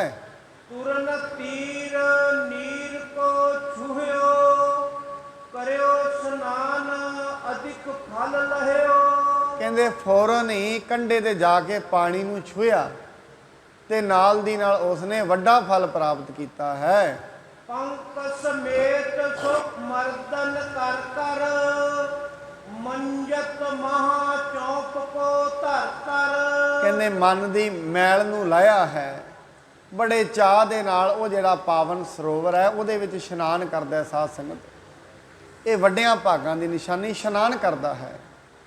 ਇਸ ਕਰਕੇ ਉਸ ਦੇ ਭਾਗ ਜਾਗੇ ਨੇ, ਤਾਂ ਹੀ ਉਹਦੇ ਮਨ ਵਿੱਚ ਇਹ ਸੰਕਲਪ ਆਇਆ। ਹਰੇਕ ਮਨੁੱਖ ਦੇ ਨਹੀਂ ਆਉਂਦਾ। ਇਹ ਭਾਗ ਜਾਗਿਆਂ ਦੀ ਨਿਸ਼ਾਨੀ ਹੈ, ਉਸ ਨੇ ਉਹਦੇ ਵਿੱਚ ਇਸ਼ਨਾਨ ਕੀਤਾ ਹੈ। ਕਰ ਪਗ ਜੁਗ ਘਰ ਘਰ ਗਿਰ ਪਰੇ ਤਤ ਛਿਨ ਭਏ ਅਰਜ ਸਮਸਰੇ। ਕਹਿੰਦੇ ਹਨ ਉਹਦੇ ਜਿਹੜੇ ਪੈਰ ਸੀ ਗਲ ਗਲ ਕੇ ਜਿਹੜੇ ਖਰਾਬ ਹੋ ਗਏ ਸਨ, ਪਾਣੀ ਦੇ ਵਿੱਚ ਇਸ਼ਨਾਨ ਕੀਤਿਆਂ ਹੀ, ਜਲ ਦੇ ਵਿੱਚ ਇਸ਼ਨਾਨ ਕੀਤਿਆਂ ਠੀਕ ਹੋ ਗਏ ਹਨ। ਸਕਲ ਅੰਗ ਤੇ ਰੋਗ ਨਸਾਇਓ ਕੰਚਨ ਬਰਨ ਰੰਗ ਮਨ ਭਾਇਓ। ਉਹਦੇ ਜਿਹੜੇ ਸਾਰੇ ਅੰਗਾਂ ਦੇ ਰੋਗ ਨੇ ਉਹ ਦੂਰ ਹੋ ਗਏ ਨੇ, ਸਰੀਰ ਸੋਨੇ ਵਰਗਾ ਹੋ ਗਿਆ, ਕੰਚਨ ਵਰਗਾ। ਸਾਧ ਸੰਗਤ, ਇਹ ਤੇ ਮੈਂ ਹੁਣ ਵੀ ਇੱਕ ਬੀਬੀ ਸਨ, ਉਹਨਾਂ ਦੇ ਬੜਾ ਜ਼ਿਆਦਾ ਰੋਗ ਲੱਗਿਆ ਹੋਇਆ ਸੀ, ਅਲਰਜੀ ਸੀ ਬਹੁਤ ਜ਼ਿਆਦਾ। ਉਹ ਕਹਿੰਦੇ ਹਨ ਵੀ ਅਸੀਂ ਦਿੱਲੀ ਹੀ ਰਹਿੰਦੇ ਸੀ ਤੇ ਮੈਂ ਅਕਸਰ ਆਪਣੀ ਜ਼ਿੰਦਗੀ ਦੇ ਵਿੱਚ ਬਹੁਤ ਪਰੇਸ਼ਾਨ ਹੋ ਗਈ, ਦਵਾਈਆਂ ਬੜੀਆਂ ਕਰਾਈਆਂ ਨਾ ਲੱਗੀਆਂ। ਕਹਿੰਦੇ ਇੱਕ ਦਿਨ ਮੇਰੇ ਮਨ ਵਿੱਚ ਆਇਆ, ਮੈਂ ਗੁਰਦੁਆਰਾ ਬੰਗਲਾ ਸਾਹਿਬ ਹੈ ਦਿੱਲੀ, ਗੁਰੂ ਹਰਕ੍ਰਿਸ਼ਨ ਸਾਹਿਬ ਜੀ ਦਾ, ਕਹਿੰਦੇ ਮੈਂ ਉੱਥੇ ਚਲੀ ਗਈ, ਬੇਨਤੀ ਕੀਤੀ ਵੀ ਗੁਰੂ ਹਰਕ੍ਰਿਸ਼ਨ ਸਾਹਿਬ ਜੀ ਜਾਂ ਤੇ ਮੈਨੂੰ ਦੁਨੀਆ ਤੋਂ ਚੁੱਕ ਹੀ ਲੈ, ਜਾਂ ਫਿਰ ਇਹ ਮੇਰਾ ਰੋਗ ਹੀ ਠੀਕ ਕਰ ਦੇ, ਕੰਮ ਦੋਨਾਂ ਵਿੱਚੋਂ ਇੱਕ ਕਰ ਲੈ। ਵੀ ਐਵੇਂ ਜੀਆ ਨਹੀਂ ਜਾ ਰਿਹਾ, ਇਹ ਜਿਹੜਾ ਰੋਗ ਹੈ ਇਹਨੇ ਮੈਨੂੰ ਪਰੇਸ਼ਾਨ ਕਰ ਲਿਆ ਹੈ। ਕਹਿੰਦੇ ਹਨ, ਕਹਿੰਦੇ ਮੈਂ ਉਹ ਬੜੀ ਰੋ ਪਈ ਉੱਥੇ, ਮੱਥਾ ਟੇਕਦੀ ਅੱਖਾਂ 'ਚੋਂ ਅੱਥਰੂ, ਰੋ ਬੜਾ ਵਿਰਾਗ ਆ ਗਿਆ। ਤੇ ਮੈਂ ਉੱਥੋਂ ਜਾ ਕੇ ਸਰੋਵਰ ਵਿੱਚ ਇਸ਼ਨਾਨ ਕੀਤਾ। ਕਹਿੰਦੇ ਤੁਸੀਂ ਮੰਨੋਗੇ ਨਹੀਂ, ਸਵੇਰ ਦੇ ਮੈਂ ਸੋ ਗਈ ਰਾਤ ਨੂੰ ਆ ਕੇ, 4-5 ਵਜੇ ਵੇਖਿਆ ਮੇਰੇ ਐਲਰਜੀ ਨਹੀਂ ਸੀ, ਠੀਕ ਹੋ ਗਈ। ਸਾਧ ਸੰਗਤ, ਗੱਲ ਇਹ ਸ਼ਰਧਾ ਤੇ ਵਿਸ਼ਵਾਸ ਦੀ ਹੈ।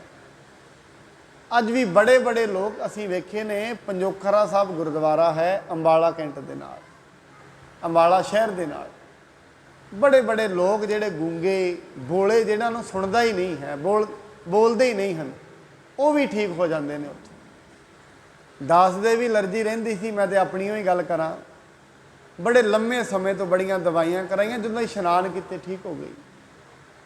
ਇਹ ਸਾਧ ਸੰਗਤ ਵਿਸ਼ਵਾਸ ਤੇ ਸ਼ਰਧਾ ਦੀ ਗੱਲ ਹੈ।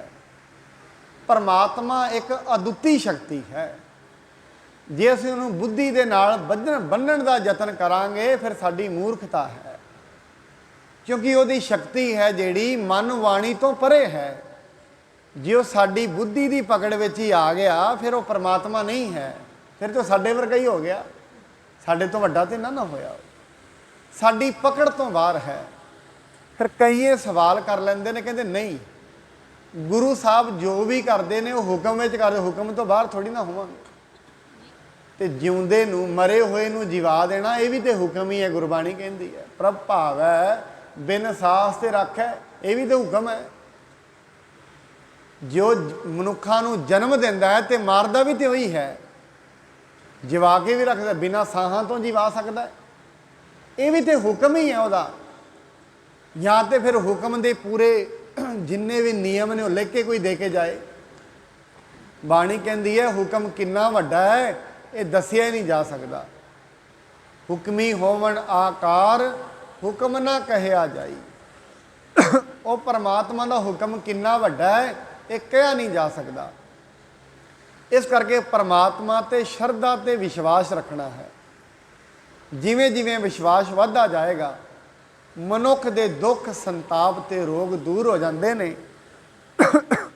ਪਰਮਾਤਮਾ ਸਾਰੀਆਂ ਇੱਛਾਵਾਂ ਨੂੰ ਪੂਰੀਆਂ ਕਰਨ ਵਾਲਾ ਹੈ। ਸੋ ਸਤਿਗੁਰੂ ਜੀ ਮਹਾਰਾਜ ਕਿਰਪਾ ਕਰਨ, ਇਹੀ ਦਾਤ ਵਾਹਿਗੁਰੂ ਤੋਂ ਮੰਗੀਏ। ਪਰਮਾਤਮਾ ਜੀ ਤੁਹਾਡਾ ਪ੍ਰੇਮ ਸਾਡੇ ਹਿਰਦਿਆਂ ਵਿੱਚ ਲੱਗੇ, ਪ੍ਰੇਮ ਅੰਦਰ ਪੈਦਾ ਹੋਏ, ਪ੍ਰੇਮ ਦੀ ਦਾਤ ਮਿਲ ਜਾਏ। ਜਿਵੇਂ ਘਰਦਿਆਂ ਨਾਲ ਪਿਆਰ ਹੈ, ਬੱਚਿਆਂ ਨਾਲ ਪਿਆਰ ਹੈ, ਐਸਾ ਪ੍ਰੇਮ ਕਿਤੇ ਗੁਰੂ ਤੇ ਪਰਮਾਤਮਾ ਨਾਲ ਵੀ ਹੋ ਜਾਏ, ਜ਼ਿੰਦਗੀ ਸਿੱਧੀ ਹੋ ਜਾਏ। ਬਾਣੀ ਕਹਿੰਦੀ ਸਭ ਕੁਛ ਆਪਣਾ, ਇੱਕ ਰਾਮ ਪਰਾਇਆ। ਹੋਰ ਤੇ ਸਾਰਾ ਕੁਝ ਹੀ ਆਪਣਾ ਹੈ, ਇੱਕ ਸਿਰਫ ਰੱਬ ਹੀ ਪਰਾਇਆ ਲੱਗਦਾ ਹੈ, ਬਾਕੀ ਸਾਰੇ ਹੀ ਆਪਣੇ ਨੇ।